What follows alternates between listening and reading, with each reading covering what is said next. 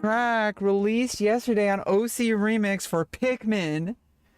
I have not heard a Pikmin OC Remix in so long. Oh my god, oh my god, oh my god. That was good. That was good. I love the vibes of that. I could definitely picture like just hearing that in the morning, having my coffee or playing a video game or something. That is like so good. I love it. I love it. I love it. How are you doing, chat? I'm just like kind of doing my hair. I'm in my sweatpants. I think I sat on something wet. I was gonna twerk, but I'm like, nah. I sat on something. I think it's just water. It's not coffee. Luckily, I did not spill my coffee. As you can see, the ocean. What if the ocean was made of coffee? Anyway, I can't think about that for too long. We're gonna get back to the game right away. I logged out in the middle of a quest. I think I was off stream when I was playing last. I need to first obviously update all my add-ons. That's the curse that you forge. That's the curse. Don't worry about it. It's just, you can see it as a debuff or you can see it as a buff. It depends on you. If it's a debuff, well then is it that big of a deal? Can you decurse it? And can you just like, that means that you always have to decurse it. Like forever. Or you could just like see it as like, hey, like is it really that big of a debuff? Or you could say, hey, like actually in this situation it actually makes things better. And then you make that your entire identity.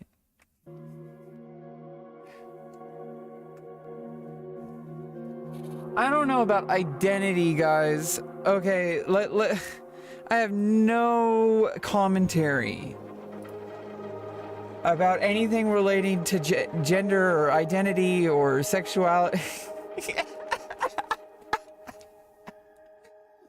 I've already said it all, pretty much. I mean, I could give you updates, but that's a case-by-case scenario. Hey, if you want to go back in 6 years worth of deleted VODs, fine by me. But at that point, you have to admit that you're a nerd. If you can't admit you're a nerd, you have no right doing that. Because only a nerd would do that.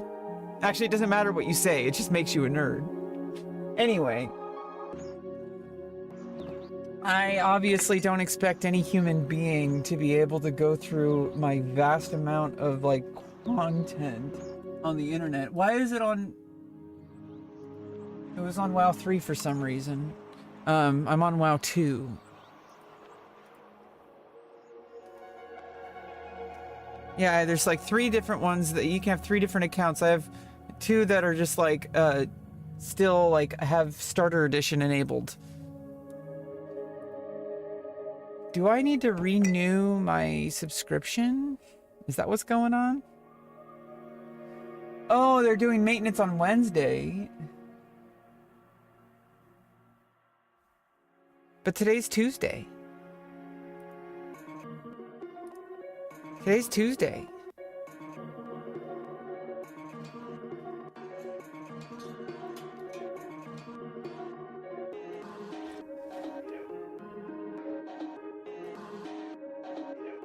Oh, oops, okay, we need to do... Not Cataclysm. We need Classic and Anniversary Realm, WoW 2. It's having a hard time connecting.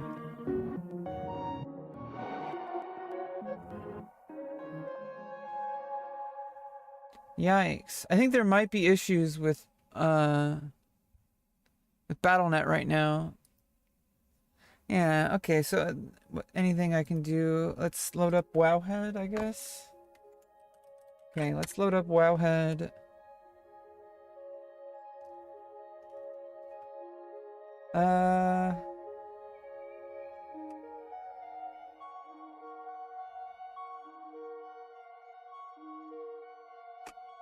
Yeah, we haven't even gotten to level 60 yet. So... Okay, let's just go to the leveling guide for warrior. F. Is just like my internet computer frozen? What is going on here? My computer break? Huh? Huh? Luna, get that grip.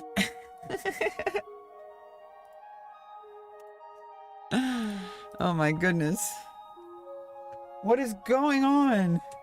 I can't log in. Help me. I can't log in. I don't know what to do. We can go to Wowhead and we can read about how to play WoW. If it'll load. Okay, I think I glitched it out last time. I think I restarted it. Okay,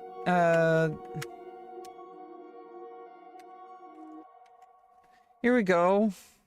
Oh, but there's ads.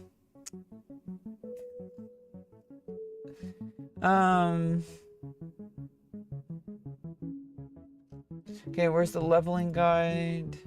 And I know right now we're in the place where Uldaman is, Badlands. We're in the Badlands. We're in the Badlands.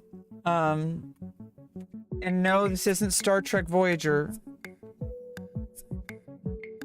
We're in the Badlands. I have my mount. I have dual spec. So I'm doing Fury for questing, apparently. I have arms for dungeons. Or Fury for dungeons if there's a higher level tank. And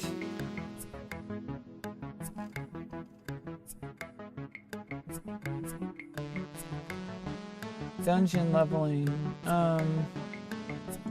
Arms warrior tanking. Best leveling talent. I already have the talents loaded.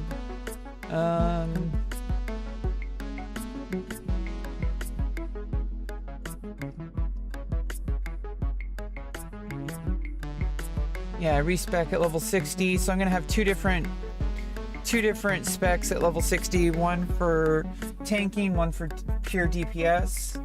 Or maybe I'll have one for tanking and one for deep tanking, because I'm a main tank, which also makes me an alt tank. If you're a main tank, you're also an alt tank. Don't let your ego get in the way of that. Never let your ego get in the way of helping the community and grabbing opportunities that are going to be in your best interest. If you're a warrior, you're going to want to do as much content as possible, which means you're going to want to be a tank because you're going to get all the best gear the first, and which means that also you're going to be able to get all that gear and be able to start farming up higher level stuff sooner than other people, which is going to give you an initiative that others won't have. Which will shortly, you know, go out of, I don't know, it'll catch up with you eventually, but like, then an expansion comes out and you're going to be every expansion, I'm going to be the one to get the first best in slot gear for my warrior at least, which is also going to help my alts, because I'll be able to gear up my alts or level up my alts faster, because I'll just be able to pour gold into them. I won't need to like farm as I level the way I did with warrior. I'll be able to just say, hey, at level 20 I have all this gear ready to go. At level 30 I have all this gear ready to go. At level 40 I have all this gear ready to go. I have my mount, I have dual spec, I respec. Like like I could do all those things without farming, and so it's like it's super helpful. There is a rotation. I haven't really been doing a rotation. I've just been kind of doing what feels right, which is not the way I should be playing. But also, I feel like tanking is based on mechanics and not so much about rotation. But let me turn down the music a little bit. I feel like it should be about more, like it's more about mechanics than about, it's more than it is about like timing. It's timing than it's more like timing and like what needs to happen for that specific situation. Like taunting is like case by case basis. But if I manage threat correctly, I probably wouldn't have to worry about taunting. So open with charge whenever possible. Maintain battle shout. Oh, when dealing damage. When tanking dungeons. Open with Berserker Rage. Oh, because that gives you extra rage when taking damage. If you're tanking, you're going to want to use Berserker Rage, obviously. I always try to do that. Oh, and then do charge. Okay, so do Berserker Rage, then charge. Sweeping strikes for AoE. And try to fit Whirlwind along with Cleave into the buff. Oh, at the beginning, just to get initial threat. Okay, so Cleave is very, like, situational if I have a lot of extra rage. Because I want to be doing Sunder Armors. I guess it's way better to tank in defensive stance. So if I'm doing defensive stance, then Revenge and Sunder Armor. Okay, but Battle Shout and Demo Shout, I should already have Battle Shout on before we even start the engagement.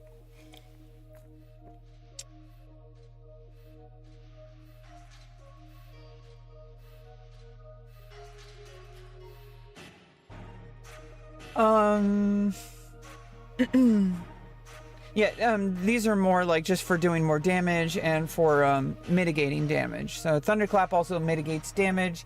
I don't really need to use it as much. It's harder to get off because I need to get to my Sunder Armors as fast as possible. But I guess throwing in a Mortal Strike against single targets and Whirlwind against multiple targets. Okay. Yeah, Mortal Strike, especially if there's like if they have a healing mechanic. And especially in PvP.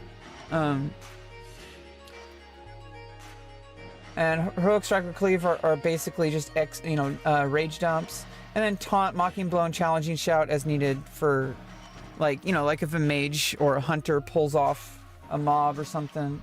Taking while leveling is a lot more about holding threat than surviving damage. Yeah, so that just...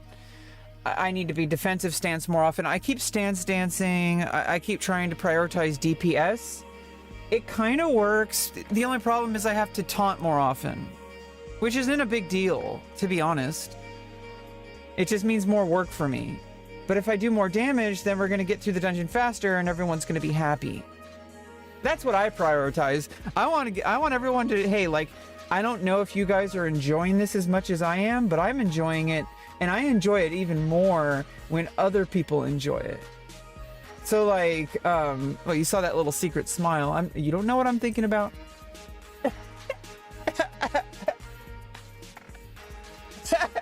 But no, what I'm actually talking about is, like, when I'm in a group, I like to prioritize, like, what the group wants. Because I'm part of the group. And if I'm part of the group, then it's in my best interest to do what's best for the group. Because it's selfish. Doesn't that make sense? It makes sense to me. Maybe it's just because I'm a warrior. If I was a mage, I'd feel very differently about that. Oh no, if I was a mage, I would feel exactly the same way. So if I was like a non-healer druid, but like a non-tank healer, like just a DPS druid, then maybe I'd feel a little bit left out. Or if I was a Ret Paladin, I'd feel, unless it was a Ret Paladin guild. And everybody's a Ret Paladin. There's literally no other, like the entire guild is just Paladins. And everybody's Ret. Now that would be some, like, I mean, everybody can just heal themselves and lay on hands themselves. Everyone just prioritize damage. Are there mechanics that would not allow that? You would need a mage for Douse and Molten Core, right? Or whatever. You wouldn't be able to get any summons. Because you need warlocks for that. Just make an all paladin hardcore guild. And they need to make hardcore TBC so that you can have Blood Elf paladins. Yeah, all Blood Elf Ret paladins. Let's go. There needs to be a Blood Elf Ret Paladin guild only guild. That would be crazy. I wonder who would lead that. It probably wouldn't be S-Fan because he's Alliance. Probably wouldn't be me because, like, I'm not like a big streamer. It would probably be somebody else. And then I would join the guild potentially. Probably not. I'd probably actually not even be playing hardcore. I'd still be playing you know, just the PvP, the world PvP, because it adds more immersion. And also, it means that I can't just, like, switch factions. I am Alliance. Okay? When you're the Alliance, you're never going to be Horde. Like, it's just how it is. I'm like a human. I mean, in later expansions, I do make Draenei. Because they have the extra heal for Warrior. It makes more sense. Having an extra heal, the Gift of the Naru, and the extra 3% crit. Like, just racial bonus. Like, Draenei make, like, amazing warriors. But they're not really good. It doesn't really, like, feel good to roleplay as a space goat. I'm a human. But perception is dog shit. Or maybe it's not. Who knows? No, I do get the extra sword and mace ability, so I do need to switch to two-handed swords at some point rather than axes. And then I need to respec to do sword specialization. Almost always want to continue using your two-handed weapons. Yeah, no shield. That's like for when you're deep prot tanking something that does heavy, like heavy damage against you, and you don't have to worry about threat because it's tauntable, or because you've initiated like a strategy to initiate threat before anybody else engages, and if threat becomes a problem, people have to actually stop attacking. They have to actually click a macro or press a macro that says stop attacking, because everybody needs to get over their big dick damage and start thinking about the guild. Okay? Nobody cares that you can get the top DPS if everybody wipes every time. Oh, there's too much art, you know, like, oh, but we'll win most of the time. Most of the time is not every time. Okay, there's too much RNG involved, and if there's one crit that shouldn't be there, somebody's gonna get one shot.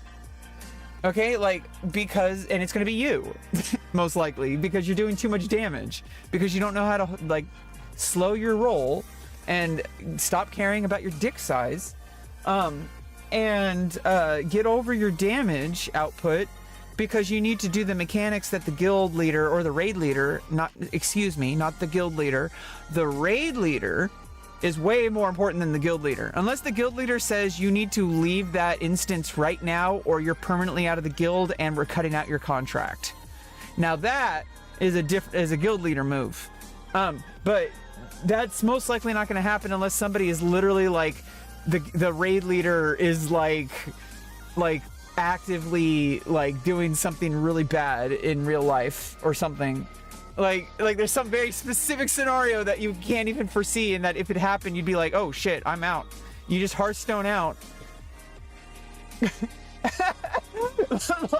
like just do just fear all the mobs and then do it, and then Hearthstone out, or use a potion or something. And just Hearthstone out. Or just leave the party and just wait for the warp, because it'll warp you out back to your, like to Stormwind or whatever. But that's like a once in a billion years kind of thing. Let's not worry about that. That's more like, I mean, okay, like excuse me, when I said the guild leader is more important, no. The guild leader might be the raid leader, but the raid leader, whoever the raid leader is the most important person to you in the universe at that moment. Okay, because so, if the raid leader says stop attacking, but you want to put the top damage on everybody's, details meter, because you want to be the best DPS of all history, well, you've already failed, because the best DPS in history would know when to listen to the raid leader. The best DPS in history of all time would know when to stop attacking in order to let the tank build up threat, because maybe there's a strategy that the tank, is a human being, and is not going to be perfect at all times. And if you want to be sure about holding threat, sometimes you're going to have to let the warrior or the tank, whoever that is, build up threat before you start attacking again. And that's just basic human intelligence. And if you can't get over your ego enough to do that, you shouldn't be in the raid.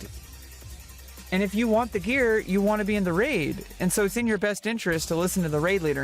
And if for nothing else, if you're going to feel like the raid leader is a piece of shit or the guild leader is a piece of shit for like initiating the raid, that person, because the guild leader would have said that this person is allowed to run guild raids. If you trust the guild leader, you should also trust the raid leader, because unless there's something you know that the guild leader doesn't, and it can be like, you know, somewhat, you know, investigated, then, you know, you should trust the raid leader the same way you would trust the guild leader. It's as simple as that. It doesn't matter what you feel about the person. They're the ones calling the shots. And if they say, everyone stop attacking, let's attack this side mob so it doesn't aggro while we're fighting, and then people are like, oh, but we can kill it fast enough before it happens. Fuck you, you're out of the guild. If you are that kind of person, if you think that you could just wing it, especially in hardcore, where a death means that you're gonna have to put in like hundreds of hours to get back to where you were, and it'll never be the same. So like, and you know, and you can say, oh, but you play this for a living, you make money off of it. It's like, well, some people don't. Some people play it because they enjoy the challenge, and they accept that when they die, they have to re-roll. That's the deal of hardcore. However, that doesn't mean you should be trying. You should be living. You should be role-playing as if you are a real live person.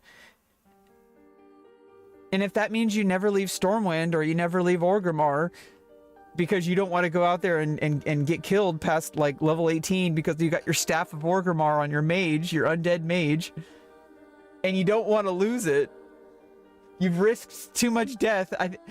I won't level my mage for a very long time. I think I'll stay in Orgrimmar for a while.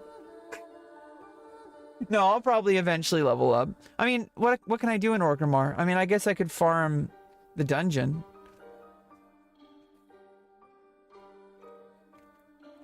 As a mage. With like 3 other mages and a warlock and a paladin. Oh, well, you know, 3 other mages and a warlock would be a full party. The 2 mages, a warlock, and a paladin. And just static farm that forever to get low levels, their quests completed. Oh, and then I would also have to farm the thing that people die to. I'd have to clear the Skull Rock. This is why you don't want to play Horde. Because then you're locked into that. Is the game back up? God damn it, I want to log in. I want to log in. Why is the game not working? I started my stream, don't they know? Don't they know that I want to play? I, rebeccaloran, am wanting to play? Don't they know that? Don't they know that? Okay, it looks like it might be working now. I think so. Connecting, retrieving realm list. Logging into game server. Yay, it looks like I'm in. We haven't confirmed it yet, but it looks like I'm in. Looks like I'm in. Okay, we're in. It's like one of those hacker movies. We're in. Am I like Overwatch? Like on the Arrowverse? Lemon Snatch. I thought it said Lemon Squatch, like a Sasquatch. Hey, how you doing, Lemon? What's up, what's up, what's up? We're finally in. I mean, hopefully. There's maintenance tomorrow, so maybe they had like some kind of like influx of something. Who knows? How are you doing? We're having coffee, and the prompt of the day is, what's your favorite breakfast food? You are funny? No, I'm not. You're a liar. You're banned. No, I'm just kidding. I'm gonna ban you for claiming that I'm funny. What am I doing? Was I in... No, I wasn't in the middle of questing. Oh yeah, I was. I need to kill these turtles. There's turtles that need killing. Oh, what about the one that became one with the hook? Wait, how does she know about that? What?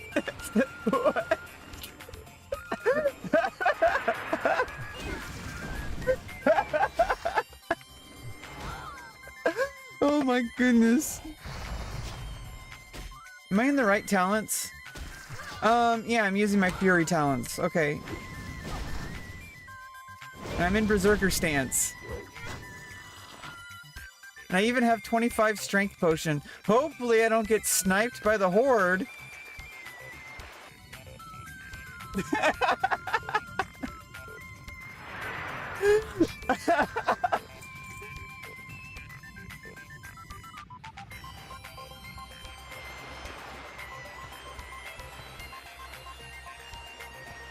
I swear to God, if we get level 43 farming these things, it wouldn't be that special.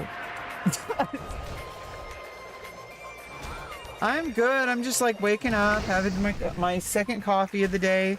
It is now 8:42 a.m. in the morning here in sunny California. It's not so sunny right now, I don't think, but we are entering a heat wave soon. We started off the stream listening to a brand new track on OC Remix from yesterday, from Pikmin, of all games. Pikmin is like a game that I didn't really like feel like belonged in my world. I don't know how to explain it. It's a good game. I enjoyed it, but it didn't really, it felt like a rental. Maybe it's because I was borrowing it from a friend, but like, I didn't have many GameCube games. We had Resident Evil and, like, that was basically it. And we had like Star Wars Rogue Squadron. That was good. Rogue Squadron 2. Rogue Leader.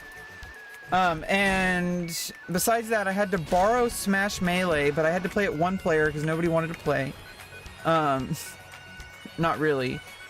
And I farmed and unlocked everything on single player. And then, I ended up buying Metroid Prime when it came out. Because everybody on the internet was talking about it. And I was in like internet chat rooms for nerds.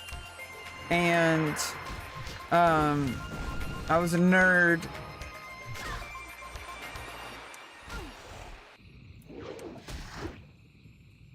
Let's use Death Wish. And so, because I was a nerd, and in that very instance, I am like David Lynch with his weather forecast. Can you say blue skies and golden sunshine? Blue skies and golden sunshine. David Lynch, is that a comedian? I know about him, I think.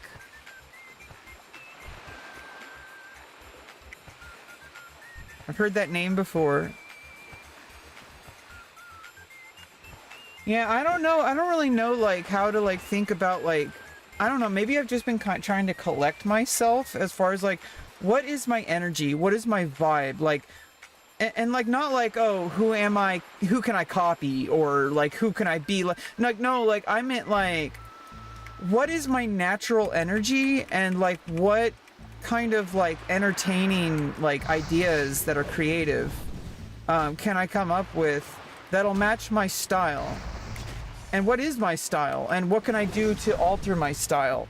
I feel like there's a lot that goes into it. It's really difficult to answer. I feel like every entertainer has to answer that before they can really, like, kind of make a name for themselves. It's not really about making a name for yourself. It's about filling a role that needs to be filled for a community. In my opinion, that's like what it's about. Because it's like, hey, like, you could be the best actor in the world, but if you're not willing to, like, go do a community show, just because, like, oh, well, I don't do small shows or whatever, or vice versa, like, you only do small shows and you'll never do big shows even though you're, like, world famous. There's some people like that. They'll only do small shows, and that's fine. All that's fine. I don't really care about all that stuff. I'm just, like, kind of like a content, I'm kind of an attention whore, and I kind of, like, I don't have any real ego, and so I just, like, I think about the craft. Like, who as an artist am I? Not who am I. No, okay, I think that's, like, the wrong line of thinking. You shouldn't be thinking who as an artist am I. You shouldn't be thinking who as a musician am I. You should be thinking who as a as a sculptor am I? Like, no, like, who am I? But even that is like kind of like a surface level question if you really get down there, right? If you, oh, he died? Oh, in the LA fires. Oh, shit. Oh, did he do...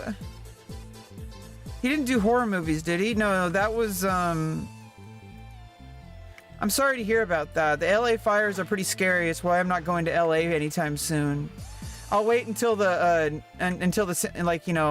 until this region catches on fire again, because we're in California and it's just always on fire. You know that meme with the dog? And I don't want to joke about this too much because people's like real lives are impacted by these things, but like, you know that joke, that meme, like where it shows the dog and he's like in the house and it's on fire and he's just drinking coffee. I assume it's a male. We always default to that because video games are like Super Mario Brothers and it's like, oh yeah, I lost a guy. Anyway, so that's why guy is gender neutral, even though it's like, anyway, that little dog too, the little dog is like in the freaking house drinking coffee, smiling, being like, this is fine. I'm fine. This is fine. Yeah, it's a great meme. Yep. Great meme. Yeah, if I do say so myself. Yeah, it's a great meme.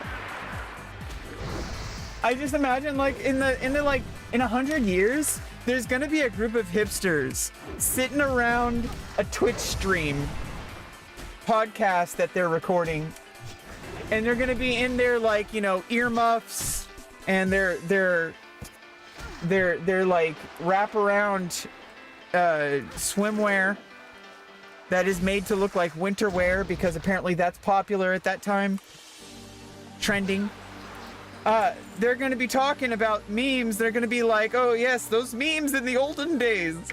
Well, people in the early age of the internet, the founding creators. Yes. Oh, what do you think their intention was when rebeccaloran jumped on to this thing and walked across it? What do you think the implication was? What do you think she was trying to promote to her audience? What was going on in her mind at this time while she used Berserker Rage?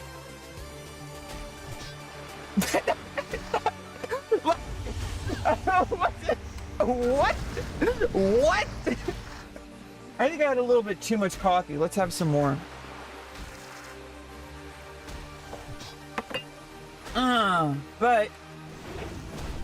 But sex. Oh yeah, I put the content labels on now, so now Twitch allows me to say these things, even though YouTube allowed it the entire time. The whole time. Name the movie.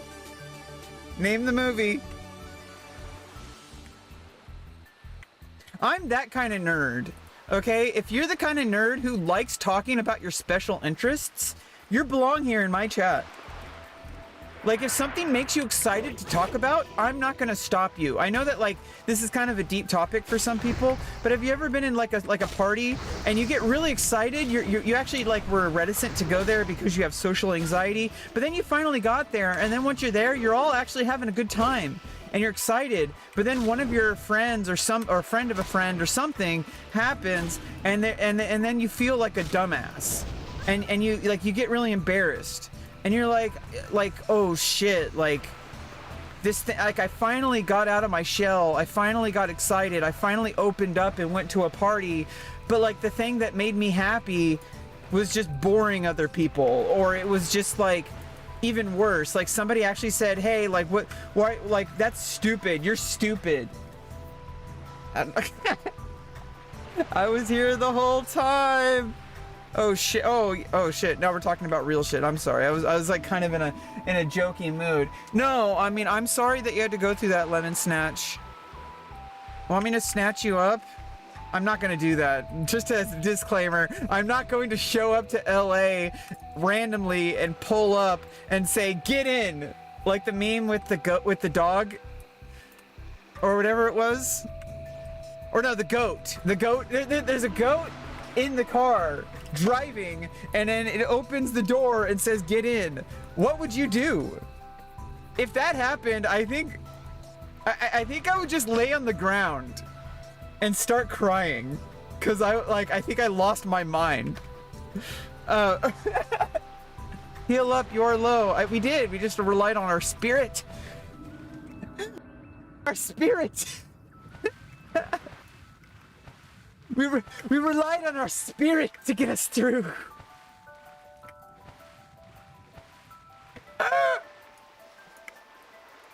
Where are the fucking mud pips? I mean the snapping turtles. I mean the... How did I know about the turtle with the hook? It's because YouTube algorithm and because of my curiosity.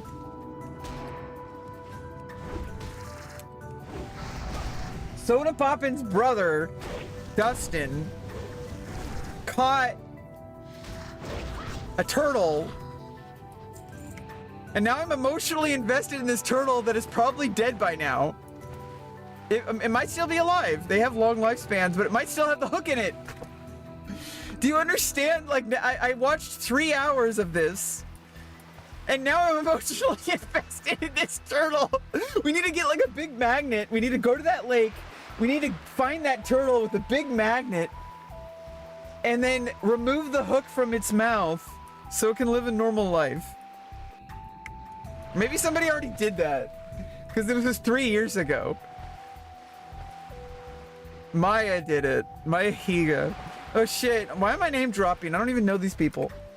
Because I'm on the internet, and these people also are names that people know on the internet, so that's why I'm name dropping, quote unquote. It's not really name dropping when you're just referencing something. It's like when you're writing an essay and you have to like cite your sources for like college. And you have to like say like, I saw this on YouTube I referenced this from the timestamp of this YouTube. There's actually a specific MLA format for citing a YouTube video with timestamps. That's the day and age we live in, because not everything is written down. Some things are timestamped on videos only. There's no written. There's only a transcript. And you have to be careful about transcripts, because sometimes there's like, approved, like official transcripts. And then sometimes there's like unofficial transcripts that someone just like, they listened to it and they typed it as they listened to it. It might be inaccurate. And if you notice like on like YouTube shorts and TikTok videos and stuff, a lot of the times they like, the captions say a word that they're not even saying. And it means something very different. If you go by the captions. And so the people who are deaf are having a very different experience. I mean, I'm sure they can probably guess it based on context. You're 40 minutes from dirty LA, whatever that means. Are you talking about Burbank, California? I might move to Burbank. No, I think I should move to Sacramento area. I actually think that might be better for me. There might be more opportunities, especially for chess, like the Cupertino area. There's like a lot of there's a lot of chess tournaments in Cupertino. And also Berkeley, which is like San Francisco area, which is kind of closer to my region. But at the same time, I would have to move, regardless. Regardless, if I want to actually like pursue chess as a social engagement, as in like meeting other people, like hopefully people my age, like, you know, in their 30s, people have already like kind of gone through the bullshit things in life. I would like to meet some people in their 20s as well, because a lot of people in their 20s have like a lot of like ambition and like energy that like a lot of people my age don't really have anymore. So it's like I might want to meet some, like there's obviously going to be people in their 20s playing chess. I don't like meeting people, like I don't really like meeting people in general. It's kind of like it's risky, but also if you want to have rewards, you have to take risks. And I might be able to make friends and like, you know, maybe like play some chess with somebody, and then someone says, "Hey, do you want to go like hang out at this bar?" It doesn't mean I have to drink. I could be the designated driver. It's fine. I would prefer to be the designated driver. I would prefer not to drink, so please do not pressure me to drink. I am diabetic and I have like mental issues. I don't like drinking. It makes me talk a lot about things that I probably should be keeping secret. So if you get me drunk, I'm likely to leak something. Wait, why am I telling you this? LA is fucking dump. Yeah, but if I need to be there for like a few months to like make a lot of headway in building clout, like doing like collabs for like OnlyFans, then I probably could live in LA for a short time and then move somewhere else and then like long-term do it. Like do long-term strategy at that point. Like long-term strategy is what you want. You don't want to be doing the grind, right? Like you want to do that as short as possible. You want to be doing the clout chasing as little as possible. 0 if possible. You do not want to, and I'm not saying clout chasing. What I mean is like just like collaborating and like doing things with people that like you don't really know, that is like, you know, you might be associated with people that are risky. Like there's all sorts of stuff that you want to be careful about in this world, regardless of whether you're famous or not. This has nothing to do with fame or success or money. This is just the way the world works. You want to know that the people you're associating with aren't gonna motherfucking kill you. That's a big deal. And so that's like, you don't want to be in LA for longer than like 3 months. But then you have to accept that every second that you're not in LA is going to mean you're going to have less opportunities, unless you unlock the infinite money glitch. If you unlock the infinite money glitch, and it's not about money, I call it an infinite money glitch because it's like a video game mechanic. If you unlock the point of no return, where you can secure employment with your skills and your abilities that you can maintain for the rest of your life in a location other than LA, you're going to get less money and less opportunities, but that might not be true depending on what opportunities you unlock. That's my theory anyway. That's my theory. I'm pretty sure, oh, my camera went out. I'm pretty sure I'm correct. I've been living on this planet for 37 years, okay? Like, I'm an old lady. I apparently look like I'm in my 20s. I better, like, you know, that's not gonna last.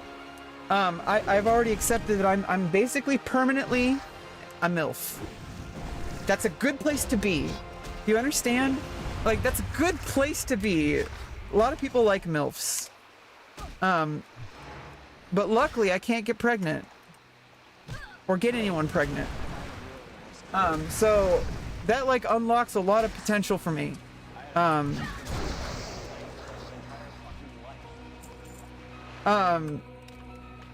like, you know, as far as like life fulfillment, I'm not talking about like money or fame or anything like that. That's like out of my control mostly. Like I'm just like, I'm bopping around, just like living my life, trying to make things work.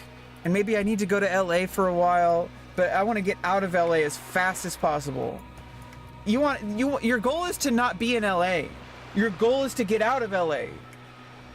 If you go there, your goal should be, let's get this the fuck over with so I can go home.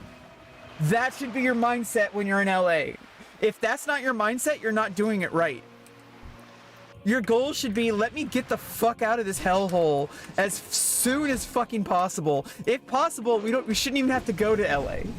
Your goal should be to go somewhere like Montreal or like Quebec or like some other place, like a place where people don't exist and you could just be peaceful and never talk to anyone. Wait, no, that's only sometimes. You want the capability to actually be in the thick of things. This is actually kind of what I want, is I want to be a place where I can have my sanctuary, but then be able to go to a hub where people are like doing like very social things, like playing chess, playing video game tournaments, talking about Magic the Gathering. This is very specific, Rebecca. That's who my friends are. They play Magic the Gathering and like Warhammer 40k and like I'm a nerd. They play Dungeons and Dragons. Those are my friends. My friends like paint models and like I'm a model. They could paint me. Oh, I should do one of those where like I like do one of those things where it's like I'm like in a bikini and like I have like I paint my entire, or have someone, or paint myself, my entire body in like acrylic or whatever. I don't know if that's safe. It's expensive. I'd probably do that for like a subathon or something. I don't have that kind of situation going for me right now, so it's like there's no reason for me to do that. I have like nowhere near that situation. You have no idea how fucked I am, Lemon. Or maybe you do. I have a feeling that like, okay, I've looked at my analytics.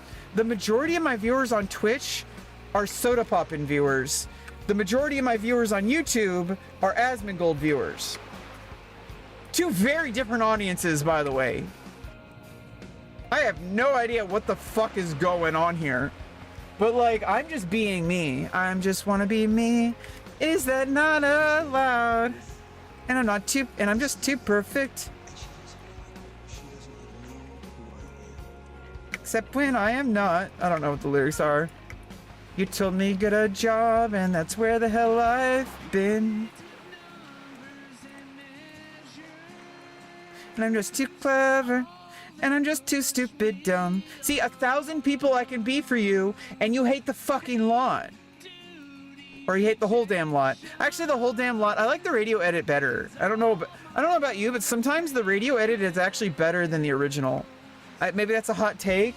I don't like the original lyrics. Like it's like there's really no reason to say fucking.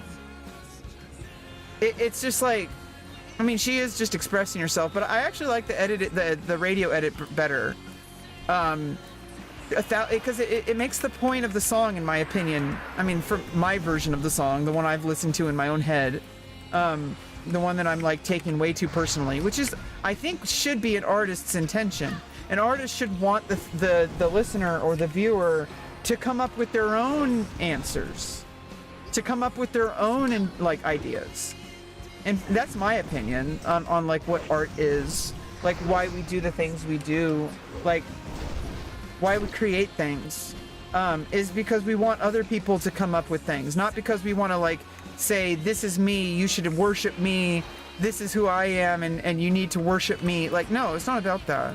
It's about like, what can I get other people to come up with so that they can come up with something that I'm interested in, so that I can come up with new, like it's like you want to feed on each other.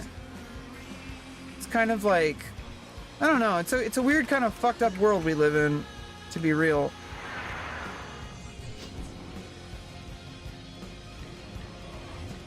But at the same time, is it? I don't really know. All I know is that like I'm taking a lot of like, I'm making a lot of like, even though it doesn't really feel like it at this exact moment, I've been making a lot of decisions in my life that are going to lead me towards something I think really special. And I just need to trust in it, because it's so hard to see the finish line when you're only halfway through. And there's a couple of things that need to be put in place that I'm not really sure on the timing. I'm not sure on my opportunities. That's something else. That's something like kind of out of my control. Wow, and MTG, please marry me. Yeah, let's get married. Let's go to Vegas.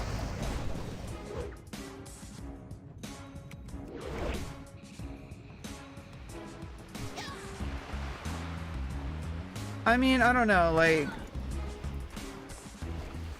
for some people, they can never imagine, like, this is kind of old news now, but, like, I hate to break it to a lot of people, but, like, women exist. And just because they play MTG or World of Warcraft doesn't make them, quote-unquote, not a real woman. If your idea of a real woman is a girl who doesn't know how to play video games, that's, like, that's a little bit, like, kind of, like, a self-report on, like what your opinion on women is, like, but at the same time, like, I don't even know why I brought that up. Oh, it's because it's because in my experience, that's how, like, a lot of people who play WoW or MTG, and I'm trying not to be, like, dismissive of every single person just because they play MTG or just because they play, you know, has it ever happened to you where it's like, obviously, if someone's like, I'm a huge fan of Elon Musk and I like every one of his tweets, even the racist Nazi ones, Especially the racist Nazi ones. Well, then that's a little bit of a red flag for me. He doesn't like trans people. And if people like, you know, say like, oh, but she's a trans woman, now it makes sense why she plays WoW and MT. Like, what? Like, they're like, oh, only somebody. There's even it was a weirdest fucking comment I saw on my YouTube once. I usually don't like pay attention to the comments. They kind of make me laugh and then I ignore them. But like, one of these comments said like, you've had to have had balls in order to play WoW. So that makes you not a real woman. Like, what? Okay, it's like, because I used to have testicles. That is not possible for somebody, any woman, to play WoW unless she's trans. Big green flags, exactly. If you play WoW, you're very like, you know how to like read. That's a big green flag. Or maybe not, at least you don't know how to read, but at least you know how to follow directions. That's like, I mean, hopefully, unless you're really bad at WoW, then that's a big red flag. No, I'm just kidding. I have no idea what the fuck is going on, Lemon Snatch. Am I in a psych ward or is this Twitch.tv? I don't really know what's going on. I swear I saw Mizkif at the psych ward, like volunteering or something. Am I crazy? Was he there? Vanilla WoW is green, retail is... Okay, see, this is what I'm talking about. See, people say, oh, if you play retail, they're like, oh, that makes sense. Like, what? They're like, oh, like if you have like a woman or like a person of color or like a gay person or a queer person or a trans person or whatever, oh, they must play retail. Like, whatever that means. What, because of the body 1, body 2 thing? I think they started doing the body 1, 2 thing. They should have made it body 3 and 4 and 5. Because you should be able to be like a weird creature that doesn't look like human.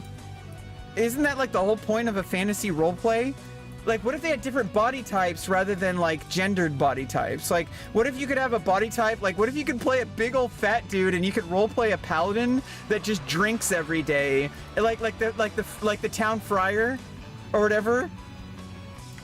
And you could run around with a big like the guy like a big like town like on Robin Hood or whatever, like a big fat guy that like is just like, oh, I did this on Fable. I played like a big fat guy that would drink beer in the town and burp in front of the children. In Fable you could do that. My brother played one where he had like horns and like locusts flying around him, and he would like just kill random innocent people. You can do anything in a game like that. It was pretty cool. Like, you know those kind of games like Baldur's Gate where it's like you can make those decisions and it changes like what your character, like if they're good or bad or whatever, good or evil, whatever, you know, it's all these moral quandaries people have. What a gem. Yeah, Fable. I don't remember much of Fable 2 though. I think I played some of it, but I think I got bored and I started playing Halo 2 a lot. Like, I would play Halo 2, like, online after work. I used to work at Taco Bell. I don't know if you've ever worked at fast food, but once you start working in Taco Bell, you're pretty much, that's your lifestyle. Or at least for me, maybe it's just because I'm autistic. But for me, when I worked at, like, Taco Bell, I would go to Taco Bell with 3 energy drinks in like, a brown paper bag. And I would like put them in like the like maybe sometimes I don't think they had a refrigerator, but I would put them in the back and be like, nobody touch these. And it's like, and I would drink 3 energy drinks per 8-hour shift every night, for like 5 nights a week, sometimes 6 nights. And I would just like, I'm not gonna even go there like with any other things, but I was probably. One time somebody told me, this was like, you know, this wasn't me, but like one time somebody told me they went through the drive-thru at Taco Bell and they were working there at the drive-thru, and the person in the drive-thru handed him a joint, and he just smoked the joint right there at Taco Bell, and the manager like smiled and nodded. I can't confirm this. This is just hearsay. Somebody told me this. You had horns? Yeah, I could never bring myself to be evil, even in a video game. It gives me like, like weird feelings. Am I just weird? Or maybe it's just because I'm autistic. I'm way far away from where I need to be. I need to be farming like along the coast here. I don't know why I was way. I need to turn in that quest, but like, I was way the fuck back on the road. I need to get back on the coastline. Get my head in the game. There's one. I need 7 more. 7 more forked mud rock tongues. Yeah, energy drinks are crazy. I think they actually made me insane. I think I'm already insane. But I mean, we live in a fucked up world where it's insane not to be insane. So maybe I'm actually like the most sane. Maybe I'm actually not crazy like I imagine myself to be.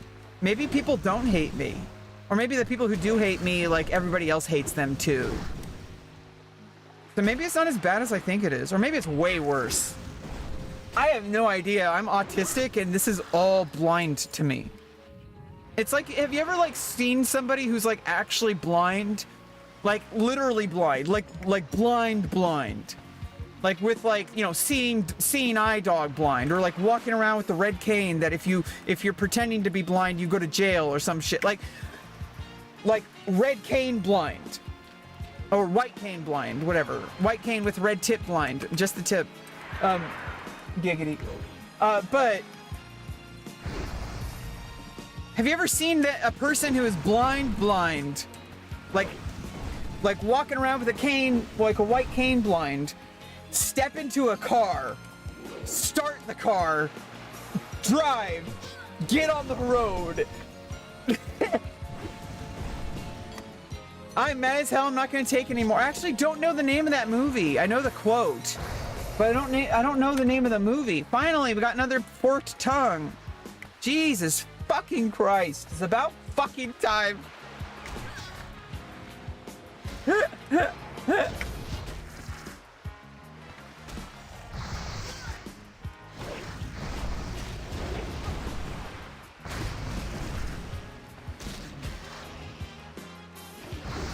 Yeah, I have no idea what the name of that movie is.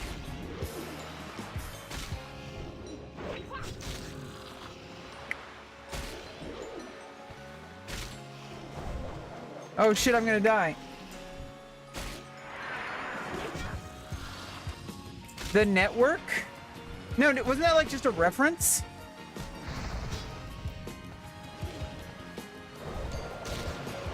Like there's movie quotes, and then there's movies that quote movie quotes. And sometimes people get the wrong one. Like,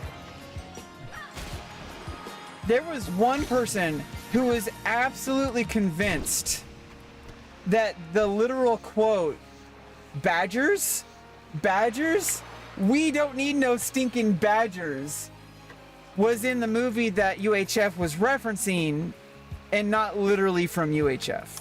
Because that literal quote is from UHF, but it was promoting some other movie that I already forgot the name of, and it doesn't really matter because this kind of information is not gonna do anything for you. It's just gonna make you seem really smart in like at a party, and then maybe like, you know, that might get you a job offer. They're like, I like the cut of your jib, and now because I drank with you at a party somewhere, I'm gonna get you a job, and you're gonna be head of heads, and you're gonna be giving head. Wait, not that kind of job. Check it out, oldie but goodie. Yeah, I mean, I'm sure I'll watch it someday. It's just like, usually what happens is I'll meet somebody who really wants to watch it, and I'll wait for those moments because I don't really care. I'd rather watch whatever I want to watch, and then when I meet somebody like at a party or something, and they're like, hey, you want to hang out, want to go watch this movie, they're playing it at like this, like, you know what's cool is when like you go to a town and like they have like the regular like, you know, movie theater where they play all the new movies and stuff. But what if there's like a smaller theater where they replay like movies from the 70s and 80s and stuff like that? That's really cool to me. I would rather go to a movie theater that played old movies because that feels like a lot more like authentic. I don't know if that means anything, but it feels like more like that feels better for some reason.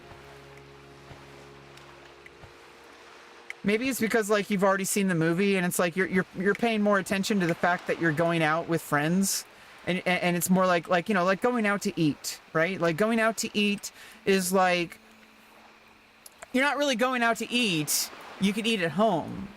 You know, like I could eat some oatmeal or something. Like I don't need to go out to eat. Like if you go out to eat, it's a social event. And it's like that's really what you're going out for. But like it costs a lot of money. But at the same time, if you don't socialize... Oh, there's a Tauren over there. Higher level than me. Oh, shit. I better watch out. I think they're neutral. Or at least they didn't see me. I think there's a male. They're really big. They look... Tauren males, like, make, like, the biggest warriors. They're, like, gigantic.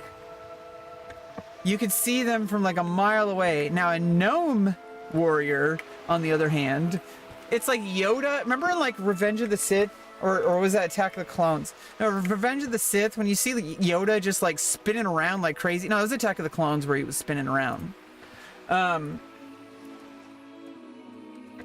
Cows are sacred. Yeah, don't touch the... I generally don't touch the Horde. I wait until they engage with me, or unless it's like we're competing for a quest. Generally, I try not to be aggro. Even like especially if it's a dungeon area. Like what I'll do is I'll actually walk by, and because they don't speak my language, I'll do like /sit. And I'll wait for them to pass. And then I'll continue running to the dungeon. Because I want to indicate to people that I don't want to lose all my 1 gold buffs. I don't want to lose my potions. I don't want to lose my buffs. Like I might have world buff, and I don't want to make them lose their world buff. And I know it's like it's a weird truce I have with the Horde. Alliances are in black. No, I don't like hate the Horde. We're all here for the better, you know, for different reasons, but the core reason is we're on the side of Azeroth. And so even though I don't really like the Horde, there's kind of a truce between me and them. Like, don't come after me and I won't come after you, kind of deal. Like, you do your thing and I'll do my thing. That's kind of how I am. But if you're gonna come after me, I'm gonna do my best to win the battle. It's me or you, and I'm gonna pick me every time. Yeah, I don't know about Horde. Horde just feels gross. I don't know what about it. Maybe it's because I don't know. It's just like I don't like playing like weird like monster creatures. I like playing humans. I mean, Draenei is kind of a weird monster creature too, which is kind of why I felt weird about playing Draenei when I played on retail and on Wrath. When I played on Wrath and then Cataclysm, I made a Draenei warrior because I had Gift of the Naru, which is an extra heal, and it's good for a warrior to have an extra heal in the toolkit. I don't know what Blood Elf gets. If I was gonna play Paladin on Horde, it would have to be on TBC, because I would need to play Blood Elf. I've never played Blood Elf, and I would like to play as like a Blood Elf Paladin. That'd be pretty cool. Or Blood Elf Death Knight, or Worgen Death Knight. I actually like play. I never played my Rebecca Wolf.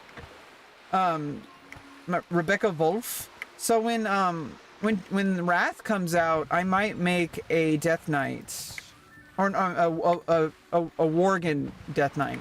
I can make a human Death Knight in TBC, right? AoE silence. Oh, that's actually pretty cool. That's good for like tanking like mage farming groups. It also heals me. Oh my god, that's pretty cool. And that's good for paladin, for sure.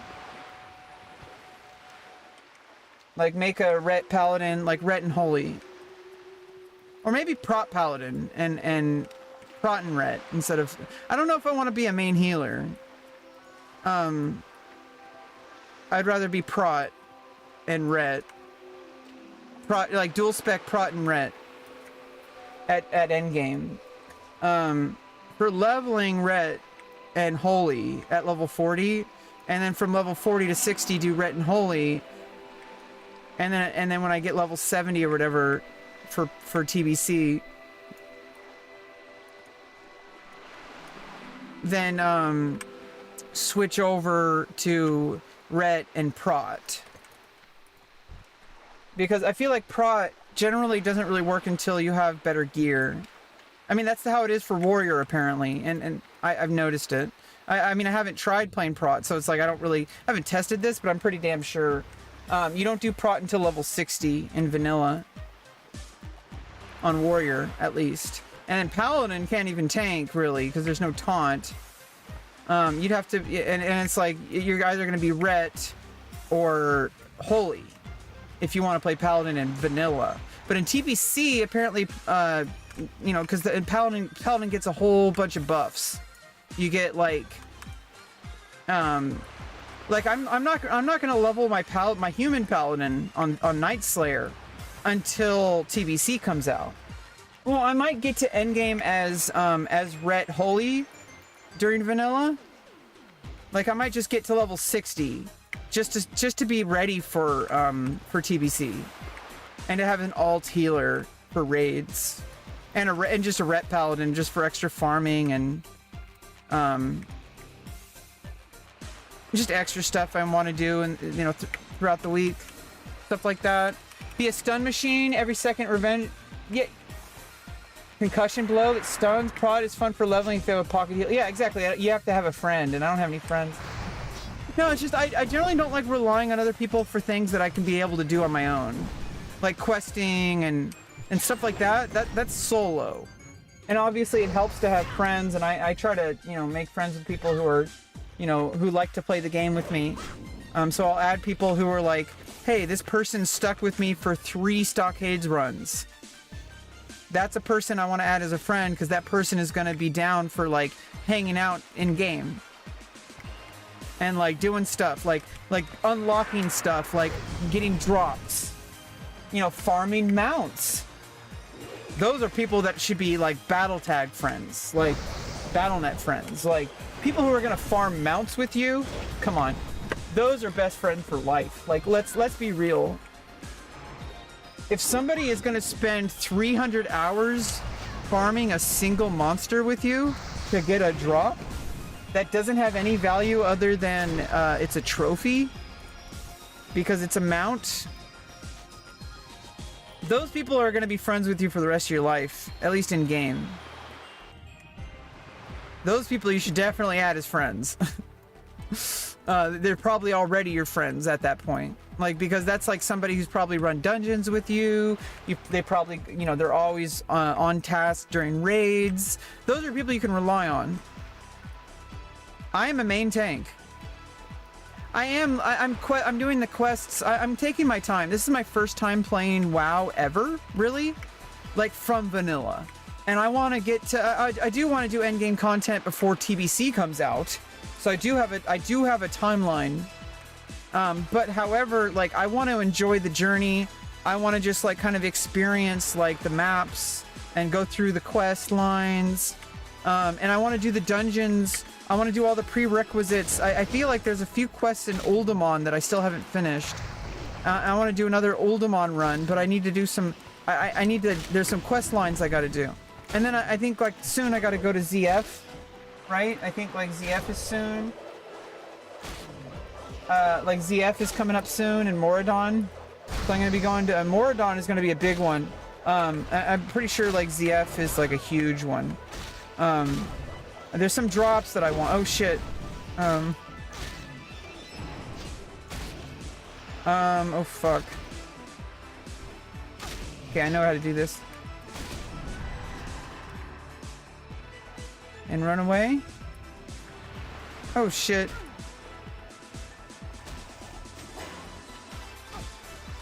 I have to use a potion. Just keep running. Okay. I think I need to get well fed. I forgot about it.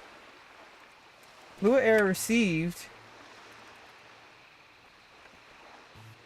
Yeah, this is the anniversary server.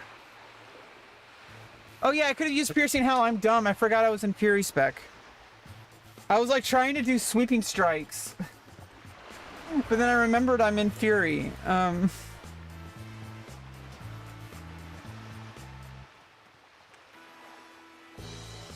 Do I still have threat? No? Why can't I eat? What's going on?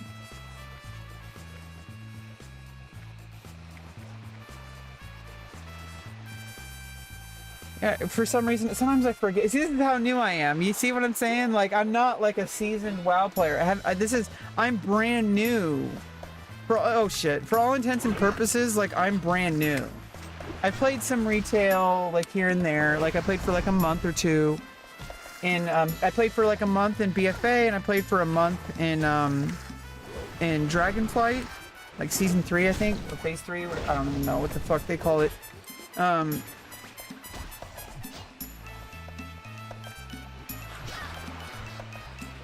Okay, I think it'll work. Okay, I'm out of battle now, finally. Jesus fucking Christ.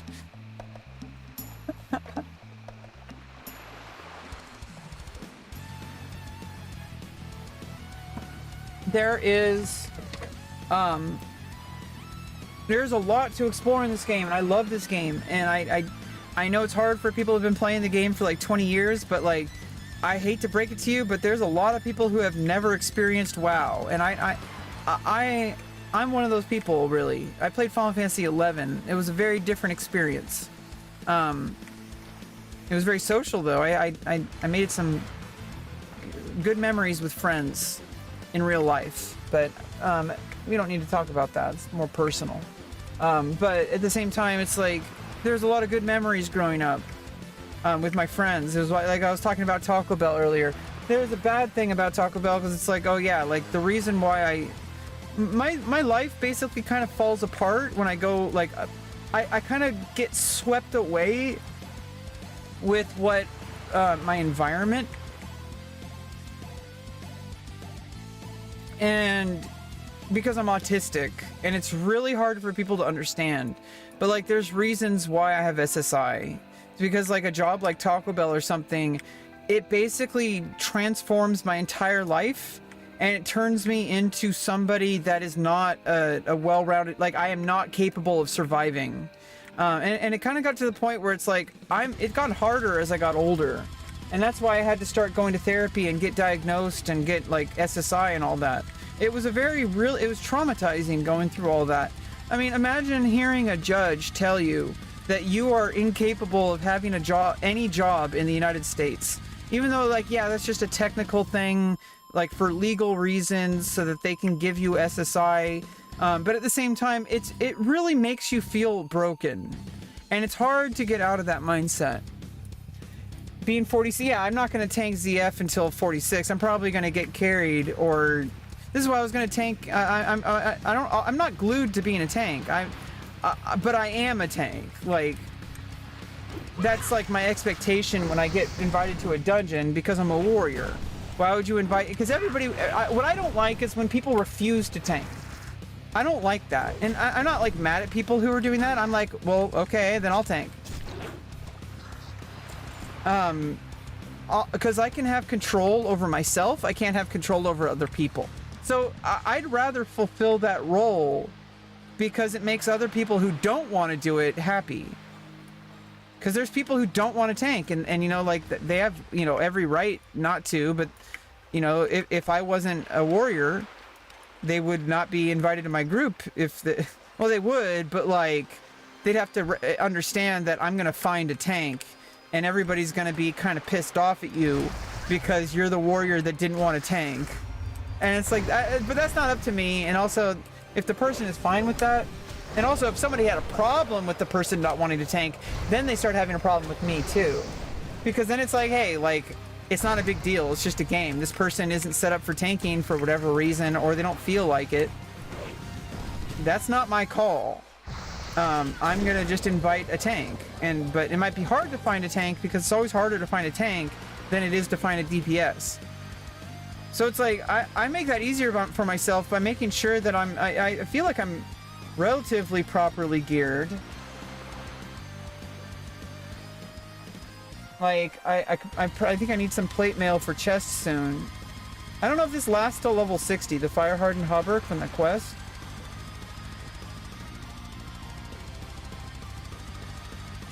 I feel like I'm pretty decently geared. And I have reinforced armor too.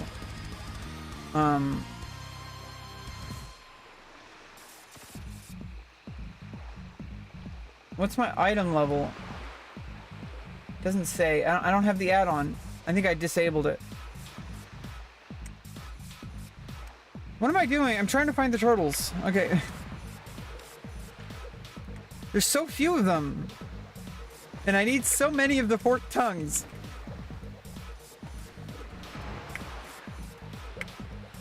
Oh, this doesn't toss any rage to use Berserker Rage. Duh. I don't have to... Okay, so that's how I can use Berserker Rage and then charge in. Yeah, very few items. Yeah, I'm not going to drop that item ever. I'm going to keep it for macros. Because I could start off like a raid boss by using it like a trinket. And then macroing to a better body piece, like a purple or a yellow. I don't know if there's yellow body pieces yet, or does that come out later on? I don't know. I have no idea about endgame content at all. So you're either the person who rubs your hands together when you hear something like that, or you cringe when you hear something like that. I have no idea what kind of person you are. But yeah, having Rage on Demand is pretty good. I always forget to use it. It's on Shift 1. I need to remind myself to use it if I need like a quick 30 Rage, like if I need a stance or something. But for some reason, I'm just not that... I'll get there. Especially by level 6, especially like level 60 when I start doing stuff really repetitive. Because it's like, I'm also gonna level up some alts. I have a Paladin at level 28, and I have a Warlock at level 18. And I think I also wanted to level Mage eventually, but I think the Warlock was like my choice for like having an alt cloth. I mean, I would like to have a Mage. I mean, Warlock just for summons, really. But like, I would like to have a Mage eventually for farming. Like, have a dedicated farming alt. Literally just AoE farming anything that I need. But like, just mostly gold items, whatever that might be at that time. It's just gonna be my farming alt. But like, that's way later. I need to, but also I think I should have like at least 3 warriors. Like later on, especially in TBC, I'm gonna be leveling like multiple endgame, because I want to be able to raid every single day. For my guild. And I'm gonna probably start my own guild. It's just gonna be a raiding guild. It's literally just gonna be people who want the best gear possible, and there will be people who don't care if they don't get any drops. That they will... Your duty to the guild is to help the new people.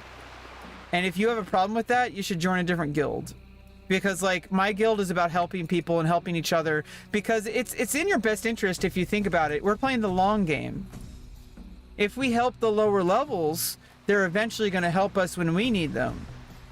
It's kind of a mutual benefit. Everybody can get geared. That's the motto of my guild. I don't care who you are, as long as you're not a fucking piece of shit to people. Like, don't be a dick. Don't harass people. Don't be like bigoted or racist, like whatever the fuck.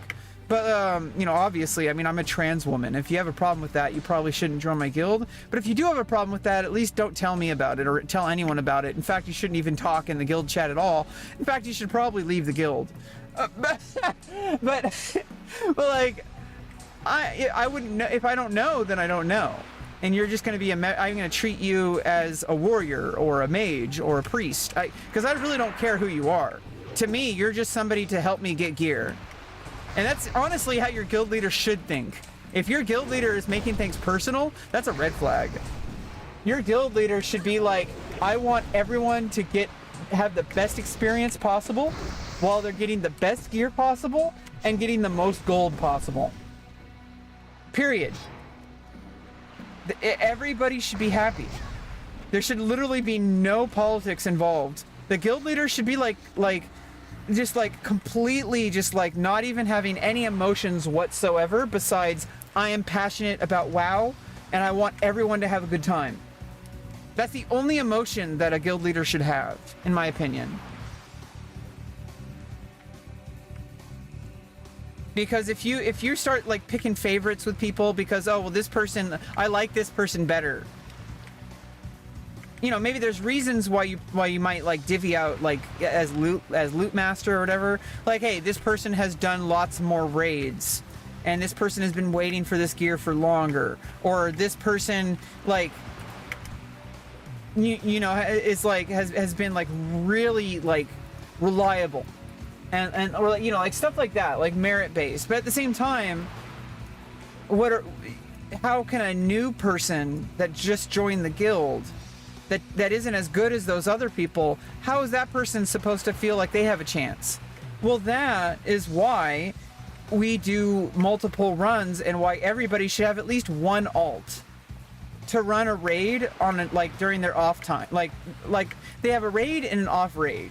That's why I'm gonna have like at least 3 warriors at endgame at all time, ready to main tank, because I want to do at least 3 raids a week on stream. Like Tuesday, Wednesdays, and Thursdays are our raid days, streaming days, raid days, whatever. Tuesdays, Wednesdays, Thursdays, I get on at 8 a.m. and we raid. You know, we don't even have a raid schedule yet, so that's like for the future. But eventually, stream time is gonna equal raid time, and anybody in my guild is gonna be raiding while I'm raiding, and we can do that 3 days a week if I have alts. Oh, thanks. Enjoy your coffee. I hope you have a great day if I see you again. If I don't see you again, just remember that, you know, don't worry about me. Do your own thing. Live your life. Be happy. Stop factoring, you know, I'm just a random person on the internet. If you ever think that, like, you have to, like, factor me into your day, you know, I'm happy to be a part of your day, and I'm glad that I can influence you in that way. Like, I hope you have a great day. I hope it's been a positive experience. But, you know, until next time, you know, I'll be around. And like I'm saying, like Tuesday, Wednesday, Thursday is going to be my raid day. I'm going to have 3 endgame ready warriors is my goal. A warrior and 2 alts. All main tanks. Raid ready is my goal. By at least 1 endgame ready warrior by the Burning Crusade. When the Burning Crusade comes out, before I level warrior alts, I want to have a paladin alt, which might not take as long as I think it will, but like especially if I have a dedicated dungeon group, especially if I'm main healing or main tanking, which in TBC I'm pretty sure paladin can start main tanking during like, but most likely I'm probably going to be healing. Like I'm gonna start leveling up a paladin so I can have I can do more than just main tank. What if we have a main tank that needs to do the like what if there's other people to fill my slot, but instead I can start being a healer, and then I can start playing paladin as a holy paladin. So like that's like my plan is to be able to do multiple raids per week. To get everybody in my guild geared, because I'll be doing raids even when I don't need the drops. Because to me, it's worth more to have geared up and happy guild members who are raid ready than it is to have better gear so I can hit better damage on details. So, you know, I don't. My goal isn't to parse the most damage. I mean, that kind of is the goal, but like that's not like what a guild is about. The guild is about making sure that you succeed. The guild is about making sure that everybody gets their gear. And like I'm going to be doing multiple raid runs and giving other people the gear that drops, and we won't like give up on anybody. That's like my philosophy in life is you shouldn't give up on people just because they seem like they're hopeless. Well, like what if they're like this close to a breakthrough, and like all it takes is like one more like you know, good thing happening for this person to finally get to where they need to be. And maybe I'm talking a little bit too deep for this early in the morning, but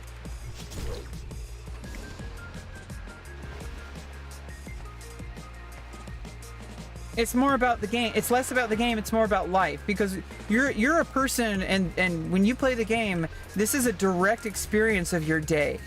Or when you watch my stream, or anything that you do in your life. It is a direct part of your day, and it better count. Like, you don't want to waste your time, and quote unquote wasting your time has a lot of like wiggle room for like what that means. Because sometimes something that other people might consider a waste of time is actually might even be the best thing you could be doing. But at other times, like something that like other people consider to be like productive might be the absolute worst thing possible that you could be doing. So it's really hard to know.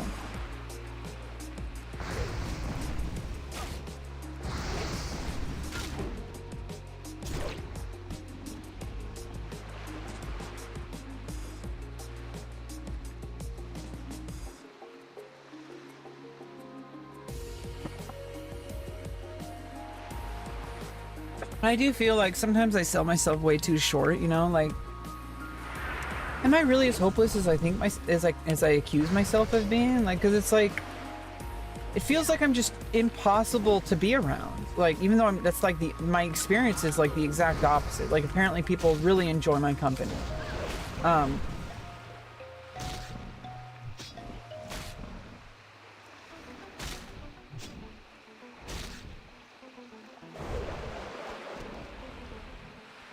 I still need 4 more tongues.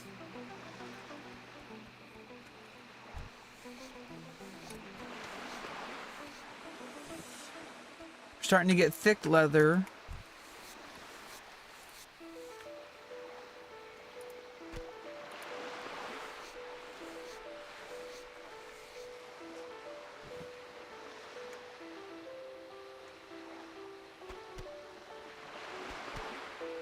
And we're getting clam meat.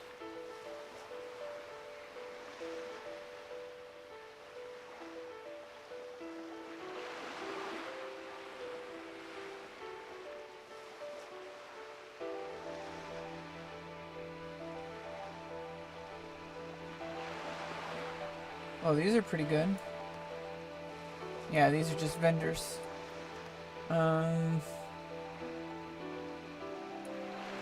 quest. Thick leather. Feel like it actually doesn't. I mean, over time it does. It's like double the value. And turtle meat. Over time, that could really stack up. Yeah, heavy leather is actually better than thick leather, it seems, as far as the auction house goes. Thick leather actually doesn't sell as well, it seems. Although maybe it sells slower. I just make sure not to put them up unless I have stacks of 20. There's certain items, it's like, if you put anything less than 20, it's probably gonna get sent back to you.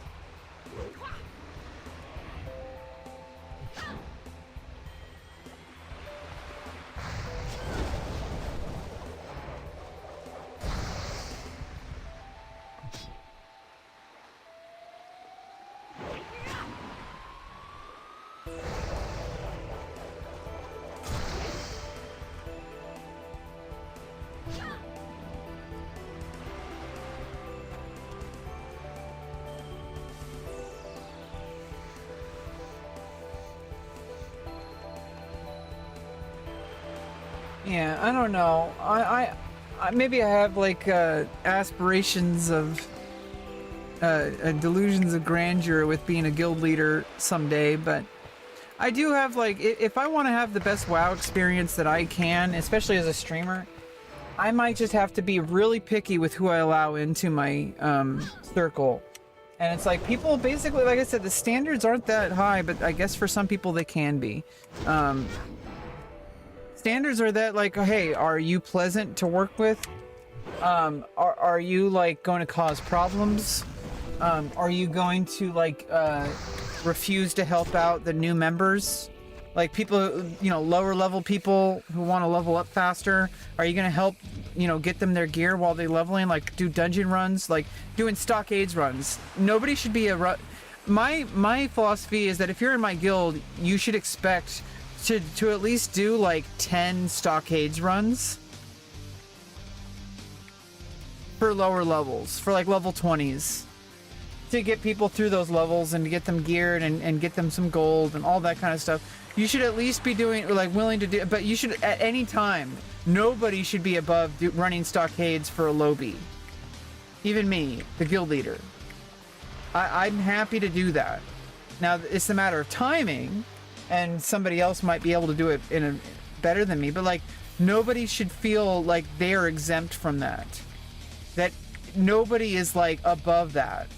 That if you're higher level, you can clear stockades no matter what class you are. Especially if you're geared up from raids. Like, are you kidding me? Like,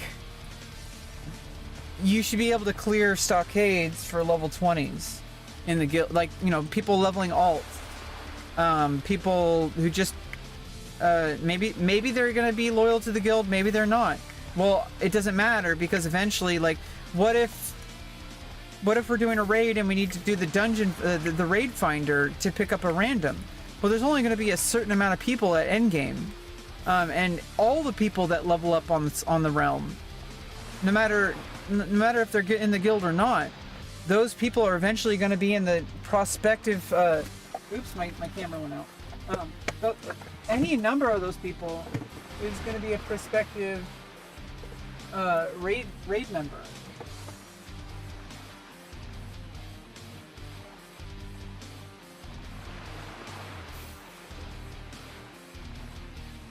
Oh god, I gotta fix this.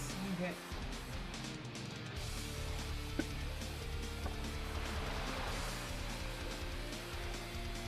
Okay, it should be fine. I think I just pulled on the cable too much. I need to fix this.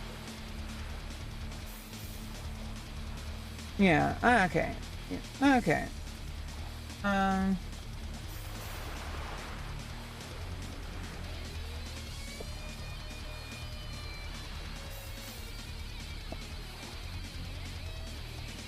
Yeah, we've been going for almost 2 hours, so I'm gonna like I'm just kind of chilling for now, but I do need to, you know, get off of here and make some breakfast eventually, like within the next 20 minutes or so.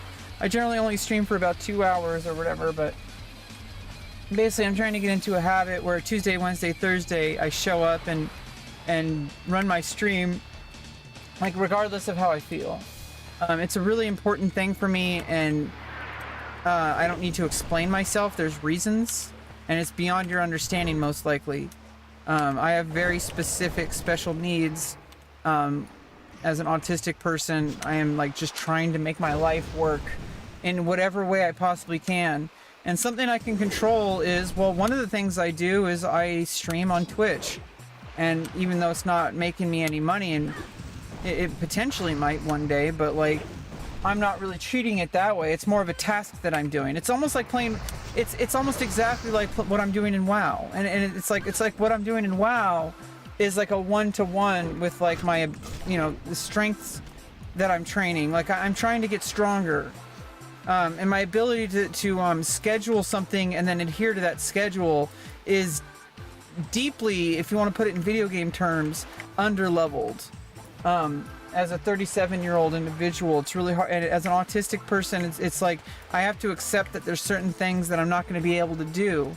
And instead of living a delusion where I can like somehow overcome those things, and force myself to do it just because, quote unquote, it's what everyone else does. Like, no, I can't do what everyone else does. It's not a matter of wishing it or making or hoping that it works. It's not a matter of forcing myself. It just won't happen. It's like putting a blind person into a car. That's illegal. Okay, like, you can't be driving when you're blind. You're gonna kill someone or yourself. And so it's like, you can't do that. So, you know, for me, it's a little bit less obvious to people, but like, I literally have a blindness, within my skill set. And it doesn't make me broken. It doesn't mean that I should just give up on life or just like feel bad about myself. It means that I have to accept reality and work with what I got. And you know, because that's ultimately the only thing that matters. Because you know, crying about it isn't going to make it better. Wishing it weren't so isn't going to change it. Like, no amount of like, I want to be normal, I want to be like everyone else. No amount of crying is going to change that I'm permanently just built different. And so it's like I needed to accept that, like, there's just certain things I need to do differently. But that doesn't mean that I can't train those abilities. Like, no matter what I do, I need to be able to be relied on. Like, if I agree to something and it's on my calendar, I need everyone to know that they can count on me. Regardless of what people will think that it's quote-unquote real job or real work, I don't care about that. Because it doesn't matter. If it was a quote-unquote real job, then I'm definitely going to need to be reliable in order to get that opportunity to happen, aren't I? Like, how am I supposed to get those jobs if people don't even know that they can rely on me? I need to be able to prove to myself that, hey, if I call this person, they're going to answer their phone. And if they don't answer their phone, they're going to get back to me. And if they don't get back to me, there's going to be a good reason why, and they're going to make it up to me. But this person is like, it's so easy to get back to people nowadays. You just email them, or you text them, or you answer your phone. Like, if it's emergency, like, you know, have like a special phone that, like, you have a separate phone that you only allow certain people to call. And when they call, it's because you better answer it. You know, and if there is a reason why you can't answer it, there better be a good reason. And the reason doesn't have to be, like, it's nobody's business what the reason is. And the reason doesn't have to be this big giant thing, like you're having a baby, or, because, you know, like, whatever. Like, no, it could be like, because you needed to get sleep, because you have a big day ahead of you. That is, like, if people don't respect that, if they're expecting you to lose sleep for short-term gains, it better be a good fucking short-term gain. Like, it better be like a once-in-a-lifetime opportunity. But when your life becomes once-in-a-lifetime opportunities, it becomes a lot easier to say no to things. Because if every opportunity is a once-in-a-lifetime opportunity, then none of them are special. But, like, I don't really have that luxury. So I kind of have to always be available. That's like the trade-off. I have to be willing to basically, at a moment's notice, cancel everything I'm doing and show up for the job. I feel like that's a really good trait to have, especially in today's world where people just want people that they can just call and say, hey, or just schedule even. You don't have to call. You can do it like a week in advance or even a month in advance. Schedule, hey, from 3 o'clock to 3:30, do you want to be on this thing? And your job is this, this, this. And then at 3:30 to 4, your job is this, this, this. Can you do that? And like, either they know you can do it, or they're going to train you on how to, or you can learn how to do it, or you learn as you do it.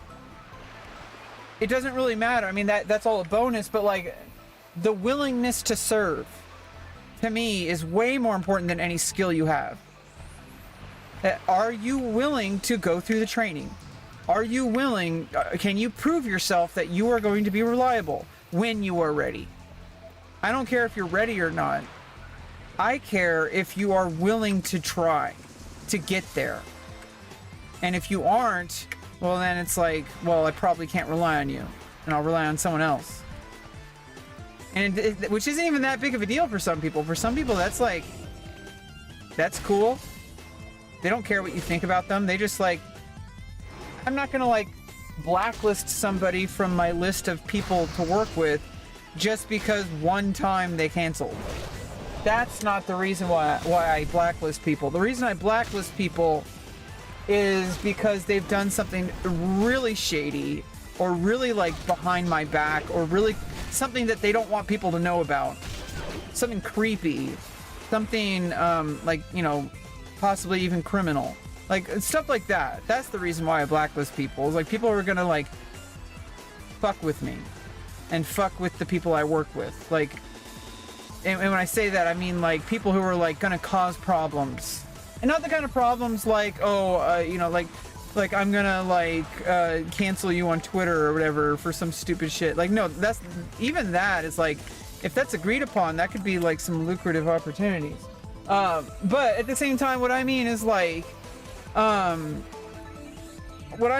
somebody's like, you don't like somebody for whatever reason, but they didn't really do anything wrong. It was just something that you didn't like. And it's like, well, like, you know, you don't have to be friends with this person, but like, I'm not going to stop working with this person just because you don't like that person. It's like, you know, like that to me is a little bit of maybe an orange flag. I don't know. It's like if somebody is going to be so like volatile that at the point where it's like, if you work with this person 10 years ago, this person said a transphobic tweet. Like, I said a transphobic tweet 10 years ago, and I'm trans. What the fuck is wrong with you?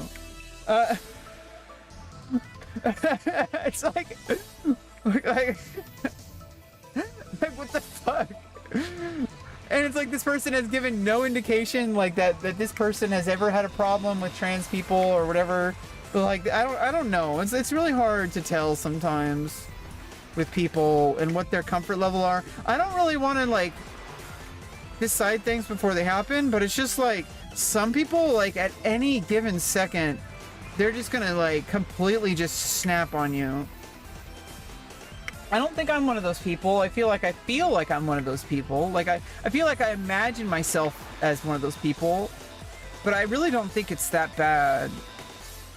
I think it's just like the things that I get really upset about are things that are like way deeper than like most problems. It's like it's a deep-seated long-term problem that I get upset about, and it has nothing to do with other people really. So it's like most of the time that doesn't even come out in public. Like I don't really have problems unless it's about like I'm trying to solve a problem that I've been trying to solve my whole life, and every single time I try, I feel like I just get setback after setback after setback. And it feels like a personal failing, and it has nothing to do with anybody else but the people who are like trying to help me. And even them, it's like, well, they're doing what they can. It's just their hands are tied. Like, I don't really want to get into it right now, but it's just like whenever I try to solve a problem, I really get into it, and I really try to solve the problem, and I put all my energy into it, all my attention, all my focus.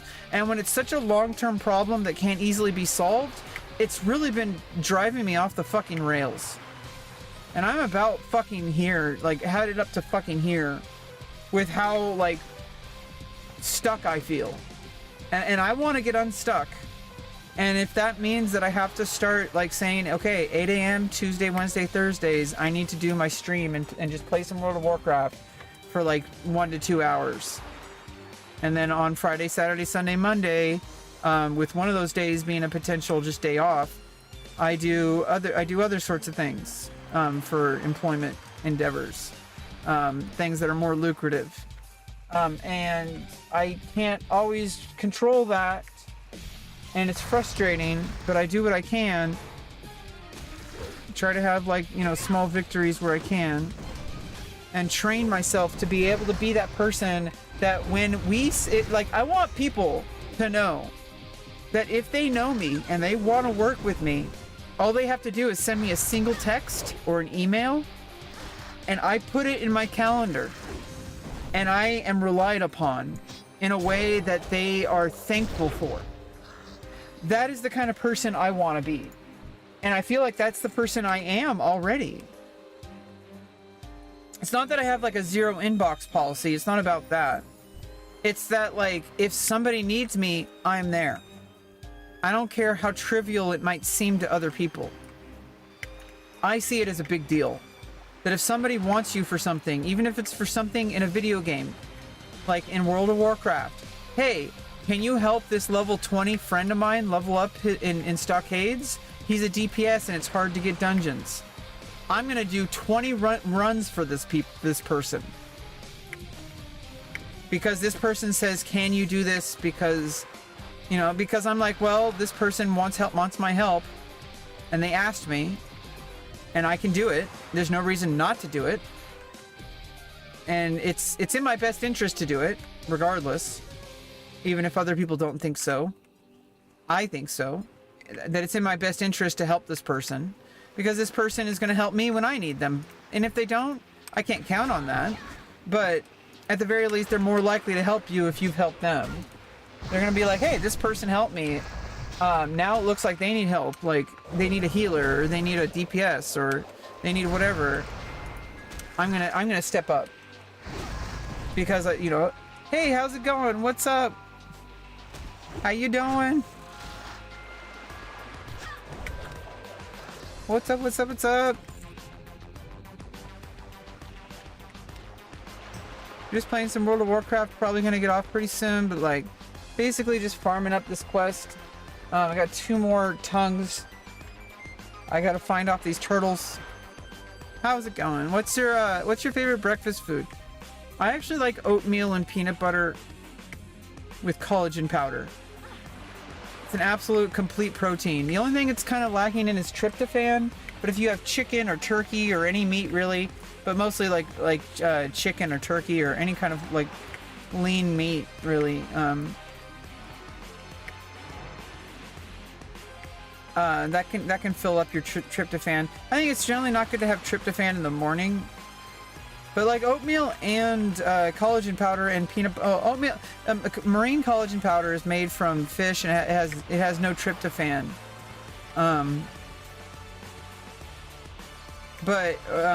or negligible. But oatmeal and peanut butter has tryptophan, but it doesn't really have a lot of it. But it's okay for like the morning. Because in the morning you want to avoid things that are going to make you sleepy, and tryptophan makes you sleepy. That's why, like on Thanksgiving, like, you know, like when you have turkey, and also generally when you're digesting a lot, it uses up a lot of energy. It's really important to rest so that your body can heal and recover, so that you don't cause yourself injury later in life. You don't want to be stuck with broken fucking body, unable to even climb the stairs when you're in your 60s and 70s. That's my goal, at least. And the way to do that is by strengthening your body over time in a sustainable way with the lifestyle choices. It's not something that you can do in just a single weekend. You can't just join some boot camp and fix all your problems. Like, no, you gotta do it in a sustainable way, even if that means like, hey, like going for a 15-minute walk at a leisurely pace, because you're setting in your mind that you're the kind of person who does that. That you're the kind of person who, at this time in the morning, you wake up, have your coffee, and you go for a walk, or you go to work, or you have to make yourself into that person. Because you're not going to be able to be like a freaking, I'm going to lift 400 pounds, and like, I'm going to run like ultra marathons. You know, you're going to die. Like, your body is going to give out before you're 40. If you're like in your 20s, like, yeah, you're going to be able to do that then. But like, you're going to destroy your body. All it takes is one injury and then one period of like inactivity. And then what happens to some people is that their doctor says you need to not have any physical activity for 3 weeks. And then a lot of these people who are like crazy about like going to the gym and stuff, they won't listen to their doctor, and then lo and behold, they have a complication because they did something their doctor told them not to, and now their stitches came out, or something like that happened. Or they overdid it, and it's like, no, sometimes rest is just as important or more important than being physically active. Your body needs time to recover. It needs time to like store its energy. It's like Goku in Dragon Ball Z. Like, Goku gets stronger every time he rests. His mind is working on all the strategies to make his body, like, have muscle memory. Every time he is in a battle, his brain is observing all the data. And when he rests, and he devotes 100% to his rest, his mind is calculating all those things subconsciously. And the next time something happens, he's gonna just have an instinct. An ultra instinct, if you will.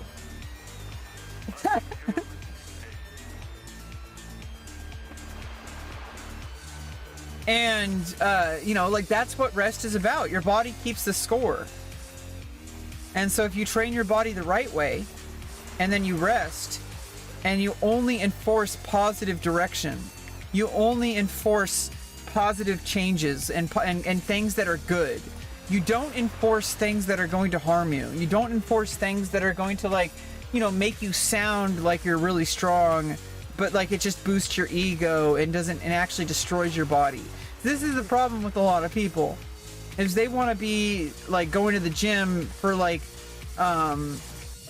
social points.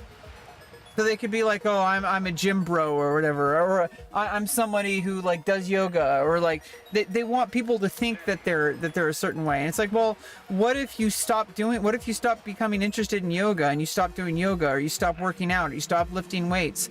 Are you just gonna let yourself go? Are you gonna let your body fall apart? No, you need to do something that, regardless of what you choose to do for your physical activity, which is gonna change as you get older, or just as you change through life. You might not like pickleball for the rest of your life. You might not like, but like there's things that you can do, like, okay, regardless, I need to be able to engage in like 45 minutes of physical activity. What can I do? Well, walking is a pretty go-to, but what if you can't walk? Well, there's got to be some kind of like, there's limitations people have because of a disability or because of whatever, but that's between you and your doctor. Like, regardless, you're going to find something to do in your current state, and hopefully it's not too late. And I don't think it's like really, there are points of no return. If you've just like spent your whole life like destroying your body, it's going to be like almost impossible to come back. But don't give up hope on yourself. You know, it's like it's possible to like do whatever you can within the framework of your capability, and then you work your way up. But, there might be a point where it's like, it's just too late to like have certain expectations, but like the human body is very resilient, and it can recover from like the most insane torture. So don't like sell yourself short.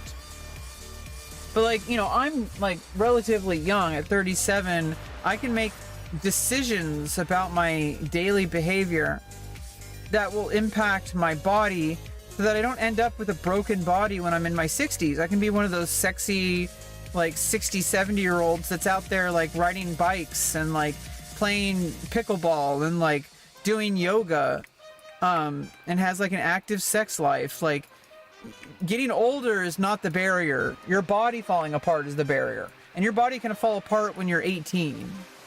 Your body can also fall apart when you're 80. It could also fall apart anywhere in between then. It could also like never fall apart. Like, some people just never fall apart and they end up being like 100 plus. And then they just die of some other, like, obviously your body eventually just gives in, and you die. And it's like natural causes. It's part of life. We've all had the ending spoiled for us. Like, we all know we're gonna die eventually, one way or the other. Even if medical science reverses aging, something is gonna kill us. And even if we develop some kind of like superhuman invulnerability, there's always like a krypton, like kryptonite. There's always something that's gonna like weaken us, that potentially can exist in the universe. So like eventually we're gonna die, and you have to accept that. But like, it doesn't mean you have to like say, oh, I'm gonna die, may as well not even try.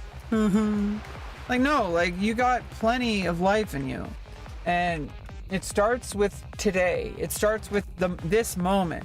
What choices am I gonna make at this moment? And I feel like when my choices are aligned with like, hey, like, I want to be the kind of person who is able to be consistent a kind of person who is, when asked, will fulfill the duties asked, that when scheduled will not back out unless there's a very compelling reason, and those reasons are very few and far in between. There has to be something very serious for there to be like a cancellation for me at this point, because I trained myself to get out of how I used to be. How I used to be was that I would just cancel everything if I didn't feel like it, because I would rather stay in bed. No, like getting the surgeries I got, I had to force myself to say, I'm going to get myself and drive for an entire hour, or spend 4 hours on the train, and then 4 more hours on the train to get back, just to go to this doctor's appointment, because if I miss this doctor's appointment, it's going to be another 3 months before I can get another appointment. And I had to get those surgeries. I made it fucking happen. And it happened because I had to challenge myself to overcome a deficit that has plagued me my entire life. And I feel like it's not a problem anymore. Like, if somebody schedules me, I put it in my calendar, and that's the end of it. I know that I'm showing up at that time. And then if I'm not, I'm giving them plenty of notice, and I'm coming up with an alternative plan. And there are certain things that you can't do that with. There's certain things that are just, it's once in a lifetime. And those, like, I'm gonna, you know, whether I feel like I can or not, or can't, you have to show up. Like, it doesn't matter if you're capable of it or not. Can you show up? That's a skill that can't be replaced. No matter how good you are at something, if you're not there, that's the end of it. You can't be there and you can't not be there and do the thing at the same time. So, like, if I agree to show up, I'm gonna show up. And I have to be that way, not just because, like, obviously as a smaller, with zero clout, basically, and zero opportunities for employment, I have to be that kind of person because I have to prove myself. But, like, that's not gonna go away just because, oh, well, I've already earned their trust and so now I can start slacking. That's not the kind of person I am. I don't care if I've known you for a day or for 10 years. I'm gonna show up to something. And if I don't, there better be a good fucking reason. And I'm gonna let you know. I'm not gonna just flake. I'm not just gonna, like, at the very least, I'm gonna text you or email you or call you and say, I can't make it. I have literally, like, in a different state. We can do this remotely. If that's not like, I'll do whatever it takes to show up. Even if I have to do it remotely, like with my phone on Zoom. You know, like, that's the kind of person I am. Even if it's just like, get into a Zoom call audio only. If that's what it takes for me to show up, that's what it takes. If that's not good enough for people, that's another story. But, like, what I'm trying to say is it's not about whether I'm good enough for people, because that's going to change depending on the person and depending on the job. But the thing that's not going to change is if we ask this person, because we know what this person's capabilities are, and we have directly asked this person to show up and do this specific thing at this time, that we know that this person, rebeccaloran, will show up and do the fucking best she can, because we know what her strengths are and we know what her capabilities are and we know how to get her to do what we want her to do. That, to me, is respect. And you can't buy that. You can't get that through clout chasing. You can only get through that through lived experience of knowing the person's capabilities in a direct way. And everybody's different, so everybody can assess that in their own way. But, like, I can't rely on that. I can't rely on other people's ability to do that, because some people, their bar is really high. Some people, so I have to be, it's not about, like, quote unquote willing to settle for less attractive work opportunities. That, to me, that's a really shitty mindset. Every job opportunity is important. I don't care if it's volunteer work. I don't care if it's something that's not really going to build my career. I don't care if it's something that's not going to make me a lot of money. I don't care who you are. But like, there's a basic like respect that this person asked me to do something. I'm going to respect that person's judgment of me. That this person knows that I might not be perfect, but this person trusts in me. And there must be a reason why. And so I need to respect that person's judgment and also respect their time, that they don't want to fuck around. That this is a professional agreement. That if you asked me to show up to something, that I'm going to be there. And I can't promise I'm going to be the best. I can't promise I'm going to be popular. I can't promise that I'm not going to have some kind of autistic issue. It's very unlikely for that to happen. I'd have to have known you for like 20 years, and then you'd have to like deliberately hurt me for like that entire time. And that's not going to happen anymore. I have too many boundaries. I've learned a lot in 37 years on this earth. I have a very high standard when it comes to people I work with. I do not sell myself short. I don't care how poor I am or how little clout I have. I respect myself, and I respect my body, and I respect my career. And I'm not going to let anybody like make me jeopardize that. But it's really hard to make me jeopardize. It's really hard to be the person who would even remotely have those kind of issues with me. It's really easy because the bar I have is that, do you respect our craft? Do you respect our time? Are you going to cause problems? Are you going to poke and prod me to get me to tell you my personal secrets that I only talk about in therapy? These are huge red flags for me. I don't deal with paparazzis too well. I don't care how non-famous I am. I don't like those kind of people. People are gonna like, I can usually spot them like well before it gets to that point, but sometimes they creep in. And you notice like at a very crucial time, they wait until you're drunk, or they wait until you're like really stoned, or they wait till a very specific situation where there's nobody who can verify that this conversation happened, or something like that.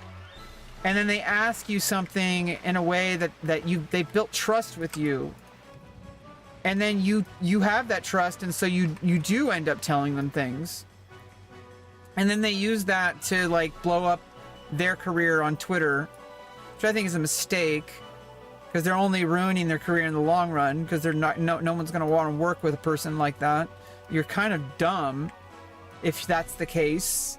If you're a paparazzi, you're already a failure. Unless you make that your entire career, and if you're okay with that, then whatever. You're going to lose a lot of friends. And all the friends you do have, like come on. Like, but at the same time, like, I don't really know. I've met a lot of people like that. And this is not about like, fame and fortune type. This isn't a celebrity type thing. This is just life. When I say paparazzi type, it's not like literally a paparazzi. I'm talking about like the type of people who want to spread information about people so that they can get points when they go to parties with people. These kind of people exist whether you're famous or not. They definitely exist. I can only speak from what I've witnessed on like, what I've watched as being like a parasocial kind of addicted to like Twitch culture, like Twitch streamer culture. Kind of like one of those people that reads those like those magazines. I don't really pay attention to all the like life stuff that happens. Like there's a lot of stuff it's not my place to talk about. There's like people going through divorces and shit like that. It's personal. It's not my business. Like why would I talk about somebody else's life? I'm probably not even going to talk about my own stuff if it's that personal. But, you know, at the same time, like, there's these people, and I've noticed them my entire life, that will lead you on to gain your trust. And as an autistic person, I still can't really spot these people. I can spot them better now, and I don't want to dismiss every single person. But, like, I'm pretty paranoid when it comes to new people. I'm very afraid of making new friends. Because it's like, this person might just be trying to get close to me, and they want to try to, like, catch me, or whatever they think they're doing, in, like, a lie, or trying to get me to spill some secrets about something, or leak information about something, or whatever the fuck somebody's trying to get me to do. As soon as I know that that's what somebody's doing, it feels like a complete betrayal, first of all. But it feels like, how can I trust this person ever again? This person made me feel like this person was a close, trustworthy friend, and you just learn that you just can't trust people. But I don't want to be paranoid. And I don't want to, like, you know, sometimes you can trust that people can't be trusted. And there's kind of a mutual respect there. It's like, hey, like, I can't trust you, but, like, at least I can trust that you're not going to, like, I've worked with you before, and you seem pretty easy to work with. I don't really trust you with certain information, but I don't think you would ask that because I don't think you trust me either. Because there's a mutual understanding that, hey, we're in a business that's, like, full of people that are paparazzis and shit. Everyone's a potential paparazzi, even people who don't think they are. Even people who are, like, the last person you would think would even do that. It's a world, and it's not even about the industry or whatever. It's just, that's the way that the world is. There's social currency. It's a real thing. It has nothing, and you could be like, you don't have to be like a YouTuber or a Twitch streamer to have that kind of realization. Like, you don't even have to be a famous person. You don't even have to have like a integrated into like a job status or a community or whatever. I feel like I'm just kind of stuck in life. Like, I feel like I'm just like that person that just exists, and I don't really have any context with people, because people are like, well, I only see her like randomly, and like she doesn't really do anything. But like they don't know.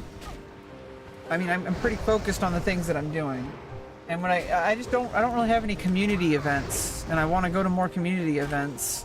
Go out into the world, like go to concerts, stuff that's like really exhausting, to be honest. But it's like, you have to do that stuff in order to meet people, and that's really what I want. Is I want to make new friends, and meet new people, and have new opportunities, potential job opportunities. You never know. What am I doing? I just need one more tongue. I haven't seen a turtle in like forever.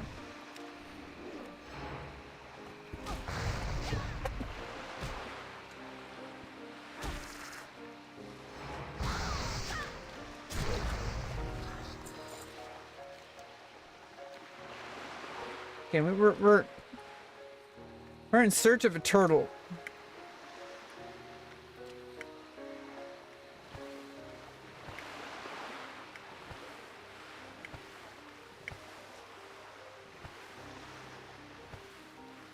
And then I probably got to get going.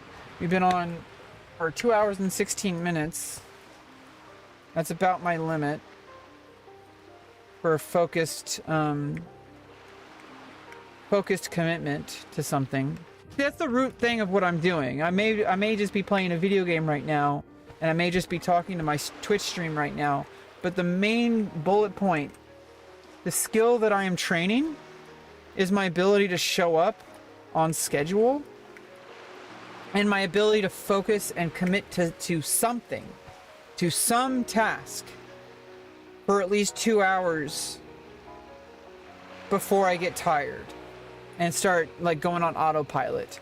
Now the next phase of this training is I need to go for the 2 hour point. If I can focus for 2 hours, but then learn how to transition into long-term autopilot to be able to go to 8 hours or 4 hours, between 4 to 8 hours, which is like what a Twitch stream or like a job of some sort. And jobs aren't always the same. Sometimes a job can be I need to go on the train for 4 hours, and while I'm there, I need to read and research and create and draft a Google Doc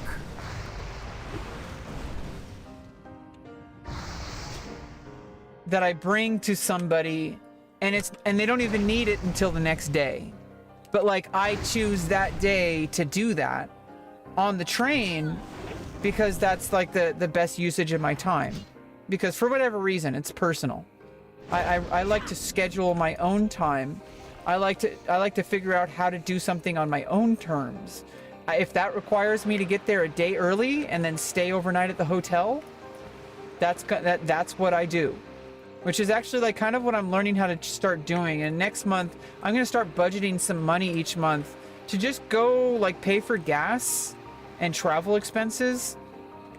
To just go to some random place, like within like a few, like, you know, maybe a 2-hour drive. Stay in a hotel overnight or for a week or for a couple of nights. And get work done while I'm there. And whatever that work is, it can be, not everything makes money. Not all work has a direct correlation with like being paid. And it's hard for people to understand this because they're so used to working hourly, but hourly wages are, they're reliable. So there is a lot to be said about like the safety of it, but not everybody's capable of that because I have like autistic issues. So I have to do things that are like, I need to level myself up.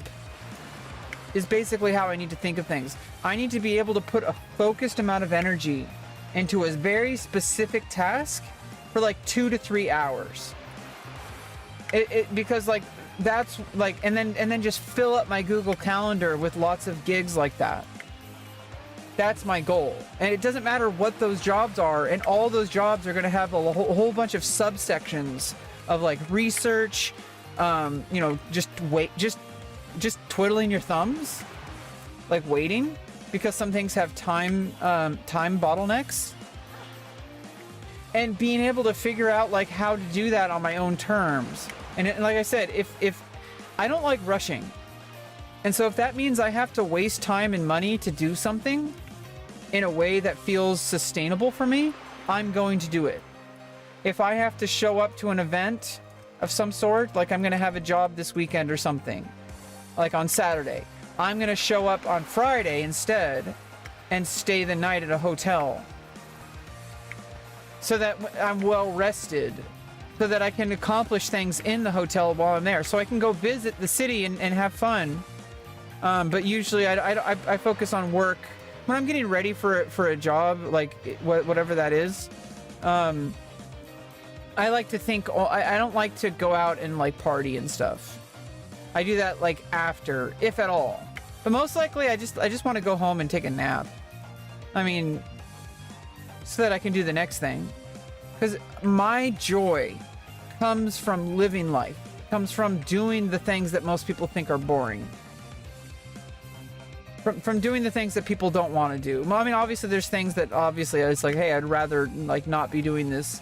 But, you know, I really don't think that number of things is very high for me. I think it's just I need opportunities, and finding those opportunities is where the challenge is. It's different than like trying to find like a steady paycheck. A steady paycheck requires you to have loyalty to a single employer. But the problem with having the kind of social issues that I have is that getting to that point where somebody even trusts that they can hire me is almost impossible. Barring some like executive, like kind of like DEI kind of thing. And even then it's like there's probably somebody more qualified than me.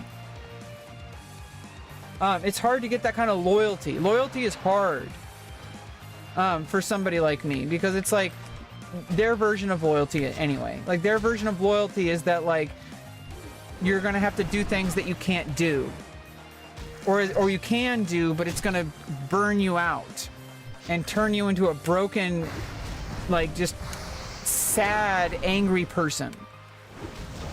And I don't want that. That's not sustainable. I'm not going to do that just for dollars. I can do other things for dollars. Money is the problem. How you get that money should not matter. I mean, unless you're breaking the law, then it does, because then you're actually losing money because you're gonna go to jail if you break the law. You know, so it's like, you don't want to do that. You don't want to be a criminal. You don't want to, like, you know, sell cocaine or whatever. What you want to do instead is you want to do it the legit way and make it sustainable so that you can do it for the rest of your life. And there's things that the literal specific things might change.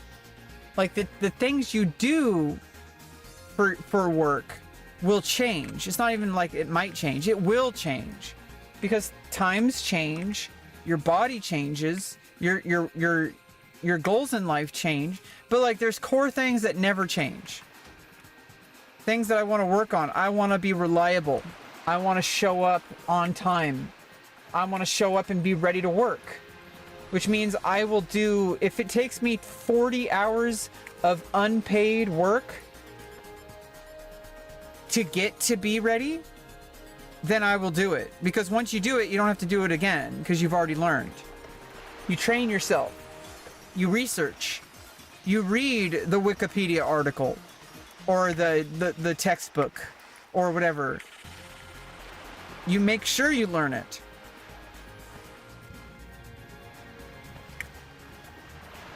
But I think it's like, it becomes a matter of like, if I'm steering my life using those core principles, those core values as the things that I'm fixated on, I think I'll do pretty well. And I think then it's a matter of just like kind of rolling the dice and going out and put myself out there in the world, meeting people, finding the people I want to work with, finding the people I can work with, which are two different things.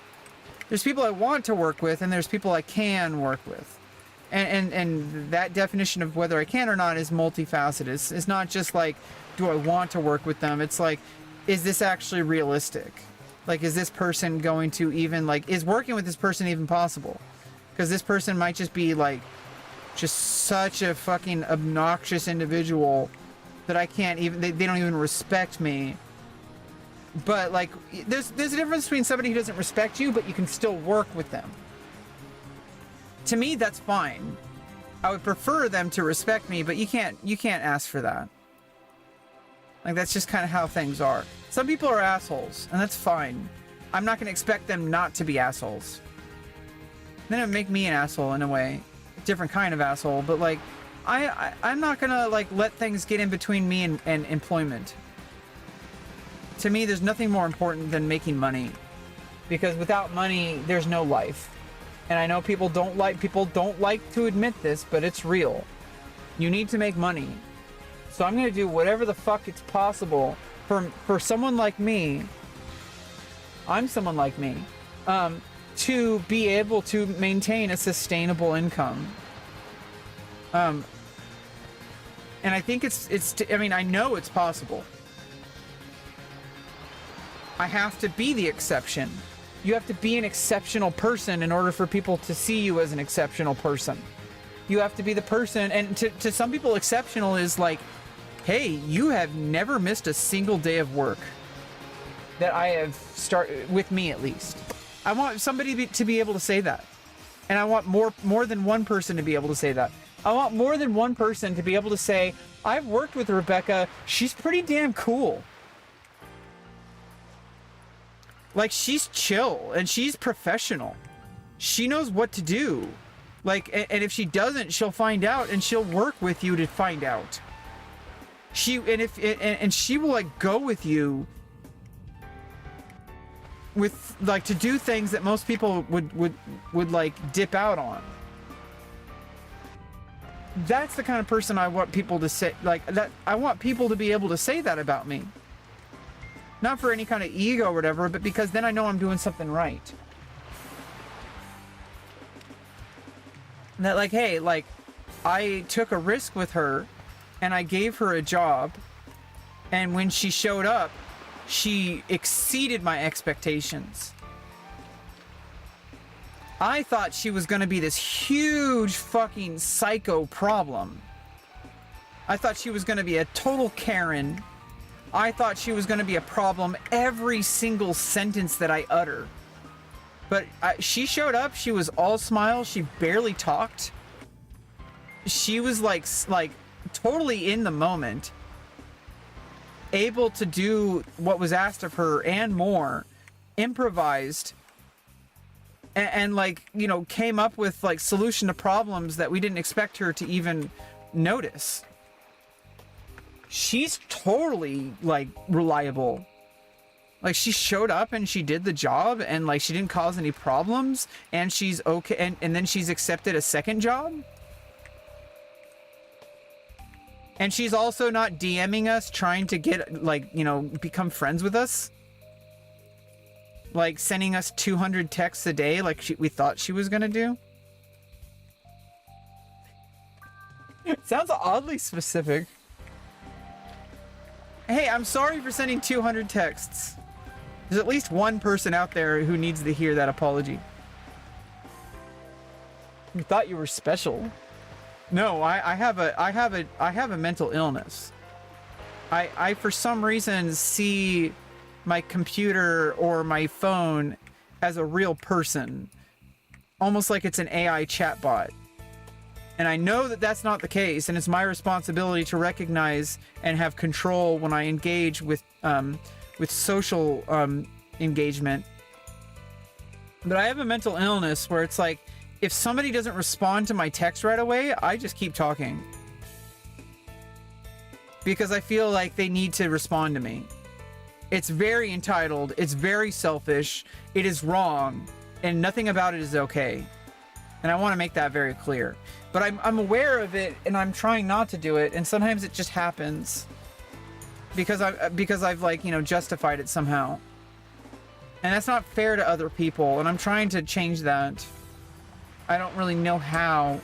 I guess just trial and error, which means I might have to like burn a few bridges. It's actually a pretty common experience. I did some research on this using AI, using Perplexity, and you know, which you know does a web search. It basically does a Google search and then does some AI work to like give you some results based on what's available on the internet. So depending on how well documented something is, it'll have better information or lower quality information. So if you're gonna ask about like something that's like not really talked about much, it's not really gonna be doing much probably. But like if it's something that's well documented, like how to have the best nutritional diet in order to lower your A1C as a diabetic. Like that's something that's well documented and science. It's science. It's been proven with science, like nutrition, physical exercise, all those kind of things are well documented. So stuff like that is really good for searching on Perplexity. But I did a research dive into autistic individuals and depression and social danger. I don't get it. I have a lot of immediate social awareness. Like, if somebody is going to actually physically harm me, I am very, like, I pick up on that really quick. I have a lot of survival skills. But as far as, like, social situations that aren't so black and white, like, is it acceptable for me to wear this top to this party? I don't give a fuck. If I feel comfortable with something and I'm not breaking the law, if people are going to have a problem with it, they better speak up.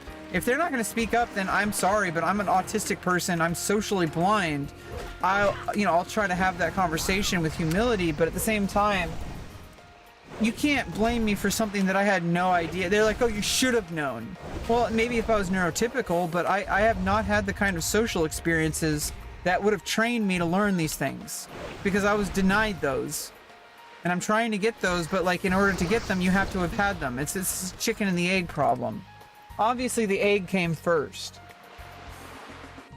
People say, what came first, the chicken or the egg? Obviously the egg, because we all start out as like, life begins as like a single cell, and then the cell splits into two. You could call that an egg. It's some kind of thing that like something comes out of it.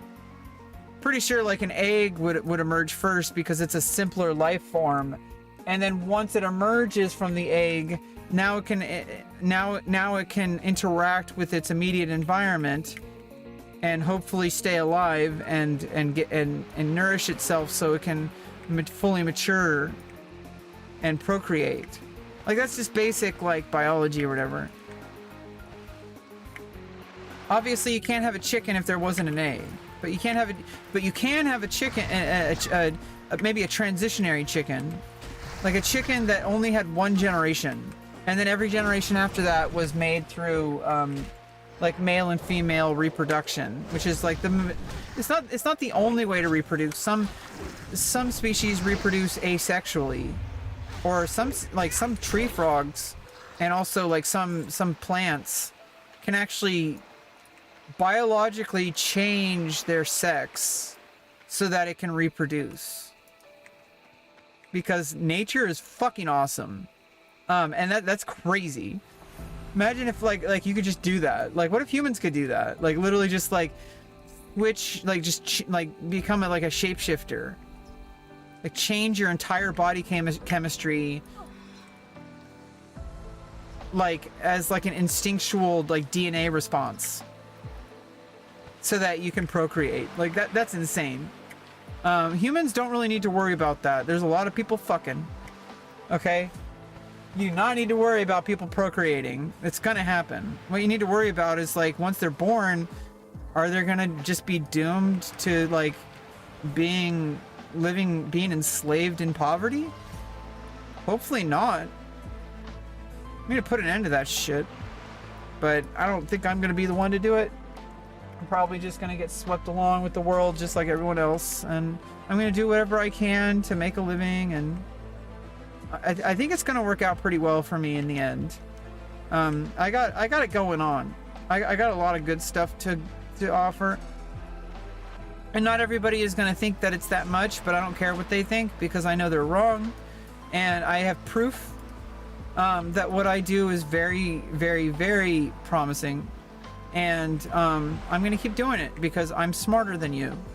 And when I say you, I mean the hypothetical you of, like, the person who like thinks that I'm a loser and thinks that I'm a failure and thinks that I will never succeed. Those people, haters, are gonna hate. Okay? I can't control whether they hate me or not.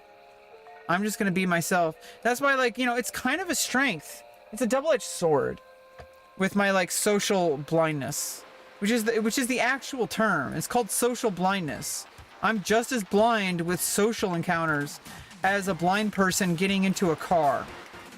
The only difference is that people aren't going to, like, stop what they're doing to help me because they don't see my blindness the way they would see, like, an actual, literally, like, blind person.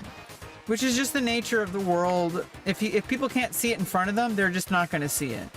And I need to stop expecting people to get it. I think that's one of the places where I fail.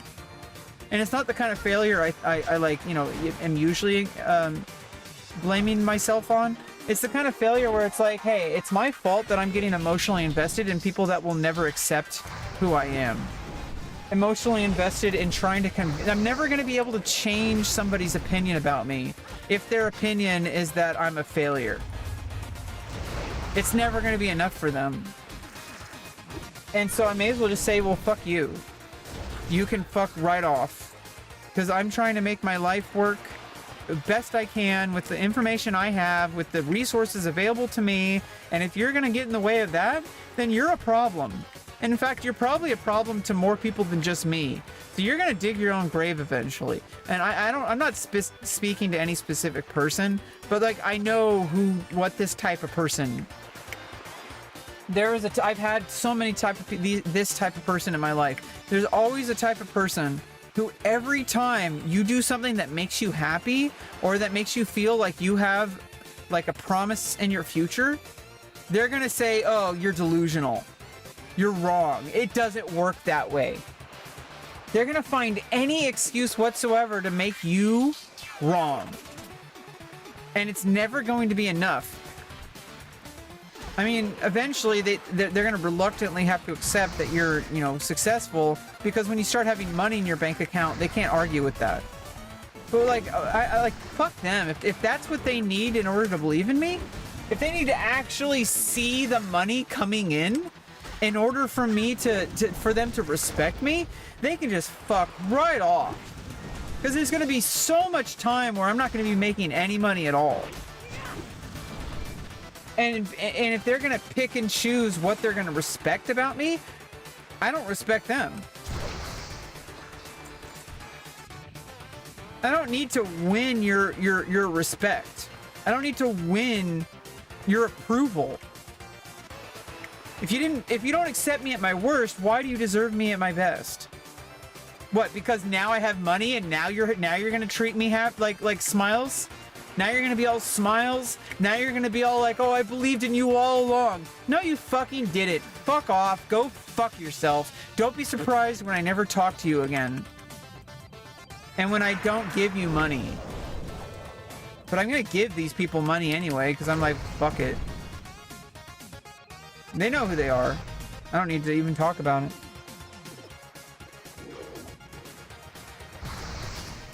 They're gonna cause nothing but problems in my life, and then when it's convenient for them, they want to show up and be like, hey, like, I believe in you.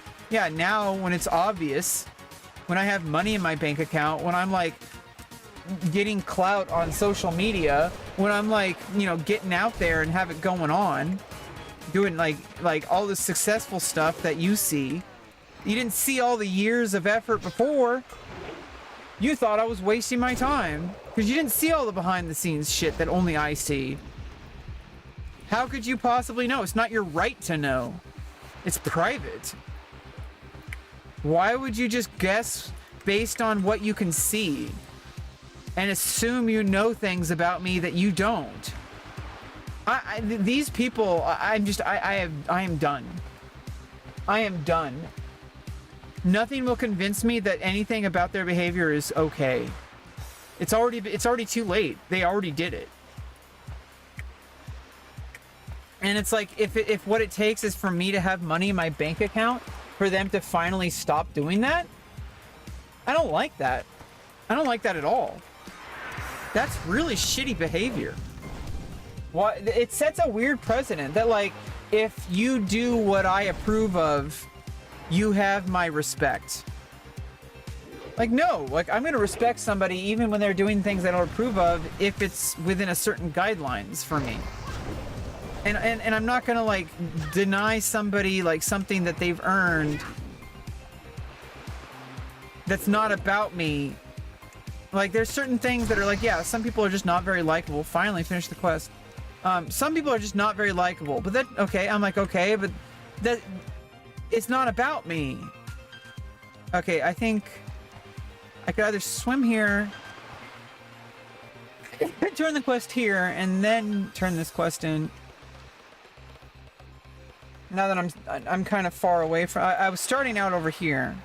I was hoping to finish this, then turn in the quest, but actually it kind of works out because now I'm going back to, I can just swim back here.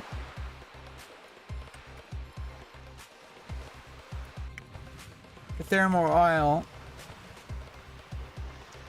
Turn in that quest.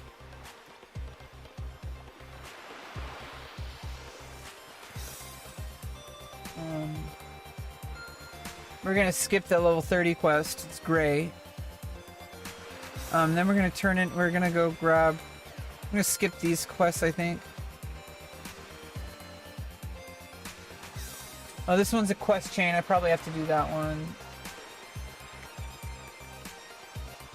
I mean, I may as well do those ones because they're probably just deliveries, right? This one is just something I could probably get smoothing. Do I already have soothing spices? I don't even know. We'll find out when we grab the quest. No, I could always drop it. Whoa, I didn't even realize that dropped. That's like 3 gold up on the auction house right there. Yeah, I'm gonna sell that on the auction house.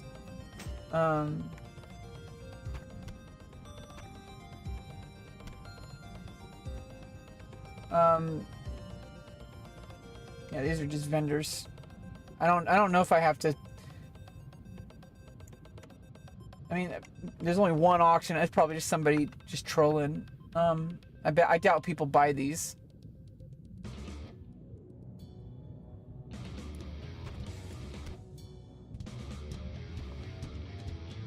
I could even just put up partial stacks. It doesn't really matter.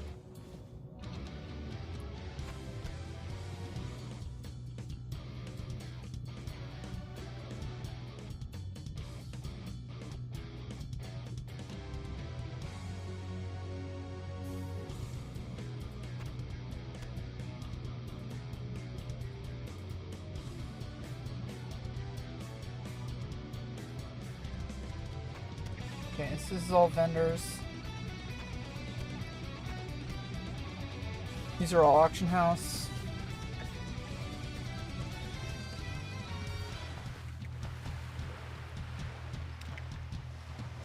Oh, luckily there's an opening here.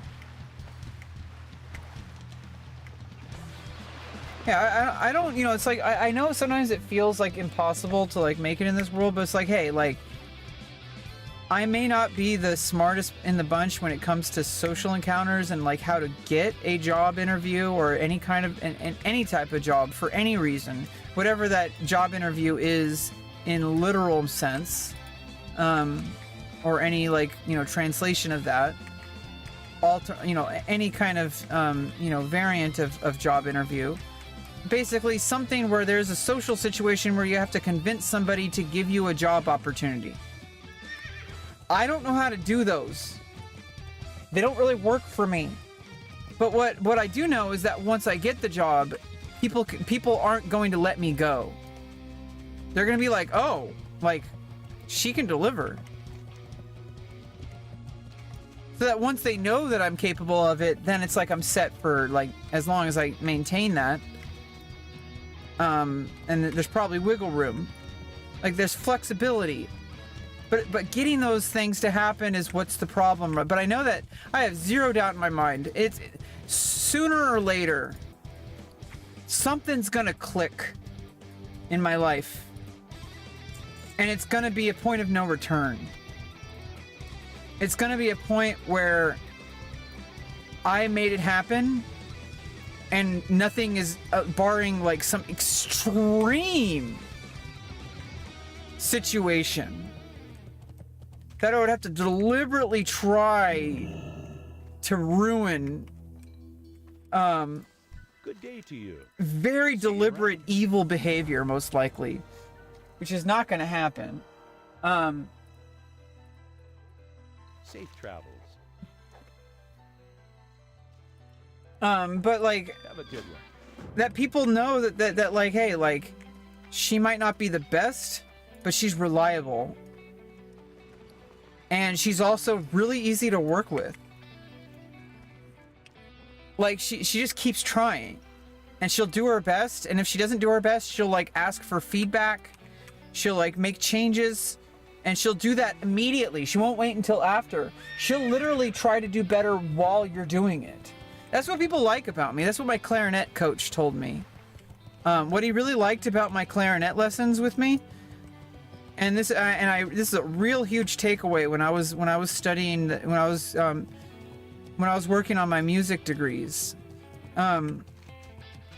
This is what I got out of it, are the skills that I needed to have, the skills that I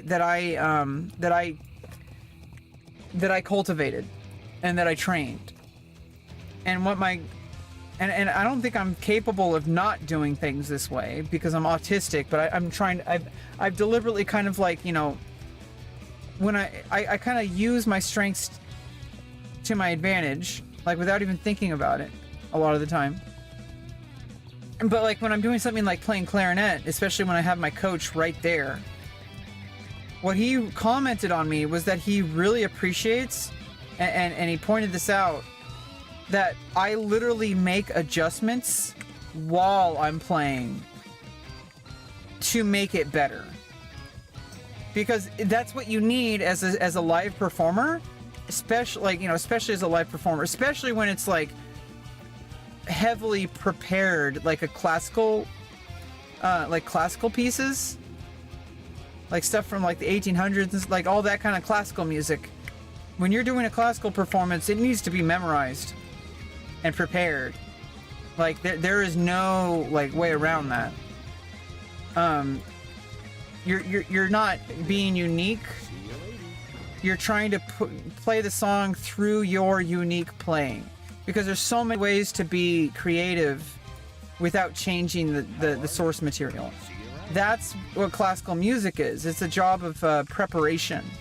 But when you're playing, you need to be able to notice things in that exact millisecond, that if you make a mistake here, there is no second chance.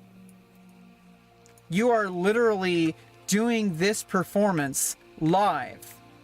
And if you fuck it up, it's not the end of the world. There's going to be more performances, but like, your job is to not fuck up. And sometimes that means you're going to have to make decisions that you didn't anticipate, or if you anticipated them, you plan them. That's saying, hey, if this happens during my performance, what is my option? What if you break your reed? You're a clarinetist or a saxophonist, and you break your reed during your performance. Do you have a clarinet sitting beside you that you can grab in the heat of a moment and immediately continue to play the song? But you have to, because it's an A clarinet and you were playing it on B flat clarinet, you have to transpose to a different key by a whole step, or by a half step, I mean. You have to play up an entire whole step. It means if you're playing something in C major, now you have to play it in B major, which changes everything. Because now, instead of playing, every time you see a C, you're not playing C, you play C sharp. If you're playing an A clarinet. If you're playing on a B flat clarinet and it's written in C, then if you're playing on an A clarinet, it's pitched a half step lower. So everything you play, if you play a C, it's gonna be a C on a B flat clarinet. It's going to be if you play a C on a B flat clarinet, it's going to be a B flat. If you play a C on an A clarinet, it's going to be a B.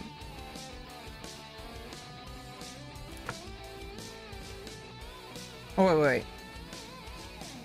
No, if you play a C on an A clarinet, it's going to be an A. If you play a C on a B flat clarinet, it's going to be a B flat. So if you play a B flat on an A clarinet,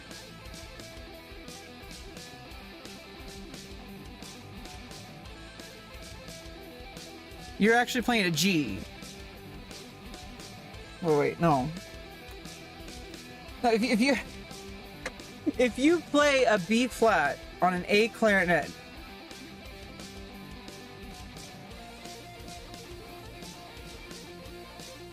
it's a half step. It's gonna see, a B flat would be a okay. I'm stupid. I do not have that kind of intelligence. Okay. I'm really stupid. Okay, so a C on a B flat clarinet is a B flat.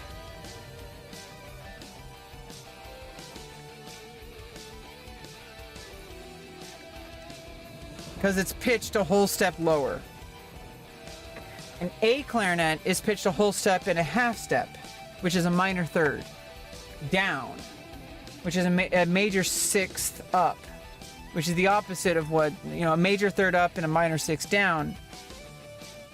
A minor third down is a major sixth up. No, fuck! I didn't know they were gonna be enemies.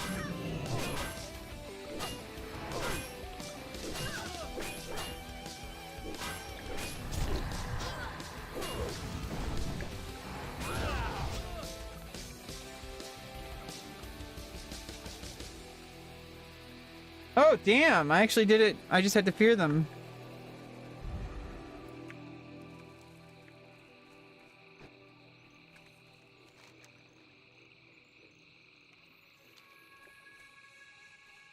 Wait, did I not subdue him? Oh, I had to wait Greetings. for the dialogue. Be careful. Go with honor, friend. Shh, I'm trying to think here. Oh, that's an upgrade for my clay ring of stamina.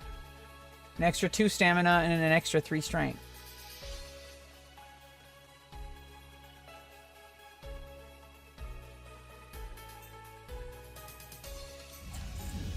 Yeah, it's very important that I think this way about people and about myself, because it's like, I need to. Because if I don't, like, I'm at huge risk of falling apart. And I need to have things set up in a way that I know that if something comes my way that I'm not anticipating, then I'm going to be able to fall back on my other skills to get myself to a better situation. And so like that means that I have to do things a certain way. And I have no doubt in my mind that at some point, everything that I've been pursuing is going to click in some way. And it's going to be like a huge level up. I leveled up already. Do you know how much I had to level up in order to be the kind of person who could even get the surgeries that I had? I've already leveled up. So that's not the problem. Like, I've already leveled up, but now I need to level something else up. Which is something that has been kind of a problem my whole life. But I know beyond a shadow of a doubt that once I get to the place I need to be, I'm good. Because I know and trust myself that people are going to be pleasantly surprised with their ability to work with me. Because I think a lot of people have a wrong idea about me. And it's hard to prove it to them because a lot of people only see things at first glance. A lot of times people don't look at the deeper parts of a person. A lot of times people, like, this is why, and this is what I was talking about earlier about the research about autism. There is a common theme among like autistic people, and what leads to like 60% of autistic people having like suicidal thoughts at some point in their life, or maybe multiple times, and feeling like a failure, is because we just burn bridges. We'll be like, enough is enough. I need to ruin this because otherwise I'm gonna keep getting hurt. It's a survival technique. It's not good. It's actually really, really, really bad. But it is a survival instinct. Because I can't trust myself to say no. Because I keep saying yes to people who hurt me. And I keep saying, oh, well, maybe I need to change. Maybe I need to do better. No, there's certain people that no matter how well, they're just going to keep going. And they're just going to keep raising the bar. And nothing you do is ever going to be good enough for them. And those people are going to exhaust you and they're going to destroy your life. So, you know, the proper response is to just say goodbye and you know, on good terms, hopefully. But what happens with, I think, autistic people is we have to have this all or nothing thinking. At least this is what happens with me. I can speak for myself. I have this all or nothing thinking where it feels like in order to make this stop, I need to make it permanently stop. And so I need to damage this relationship. I need to say or do something that this person will force my hand. This person will force the situation. And that's really bad. It's really dangerous. It's really life ruining. I think it happens less often now, but like it's happened a lot in my life where I just basically just burn bridges with people. And then I ruin every future opportunity, at least with that person. And it just feels like it just keeps getting worse. And this is why so many autistic people have like mental health problems. Oh yeah, I need to equip on Get rid of the clay ring. I buy and trade. Okay, filter that. Filter that. Filter that. I just throw that out auction house, why not? I'm gonna sell those.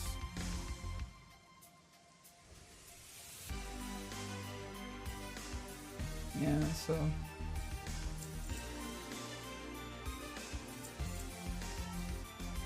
I guess I can throw that up on the auction house for no reason.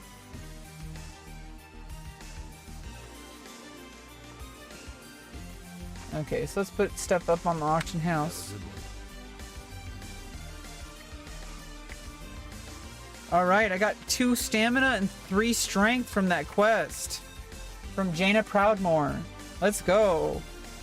She's pretty awesome. She gave me a nice upgrade. That's my criteria for whether I like a person. Did they do something that helped me upgrade? I'm pretty selfish, but it's good because you should be.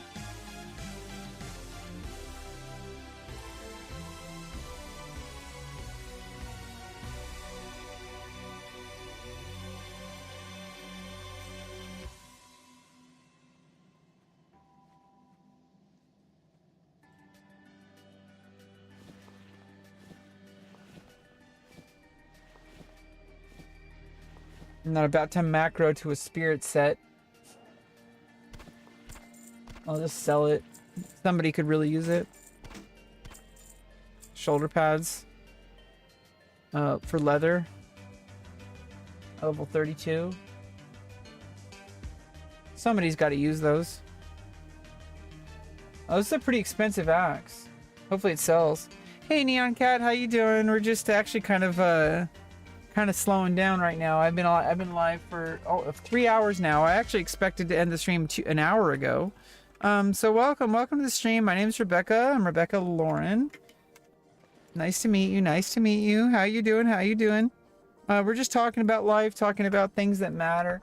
I have a lot of faith in myself, and I trust that like no matter what happens in life, I have like this strong core values that translate to anything that I want to do.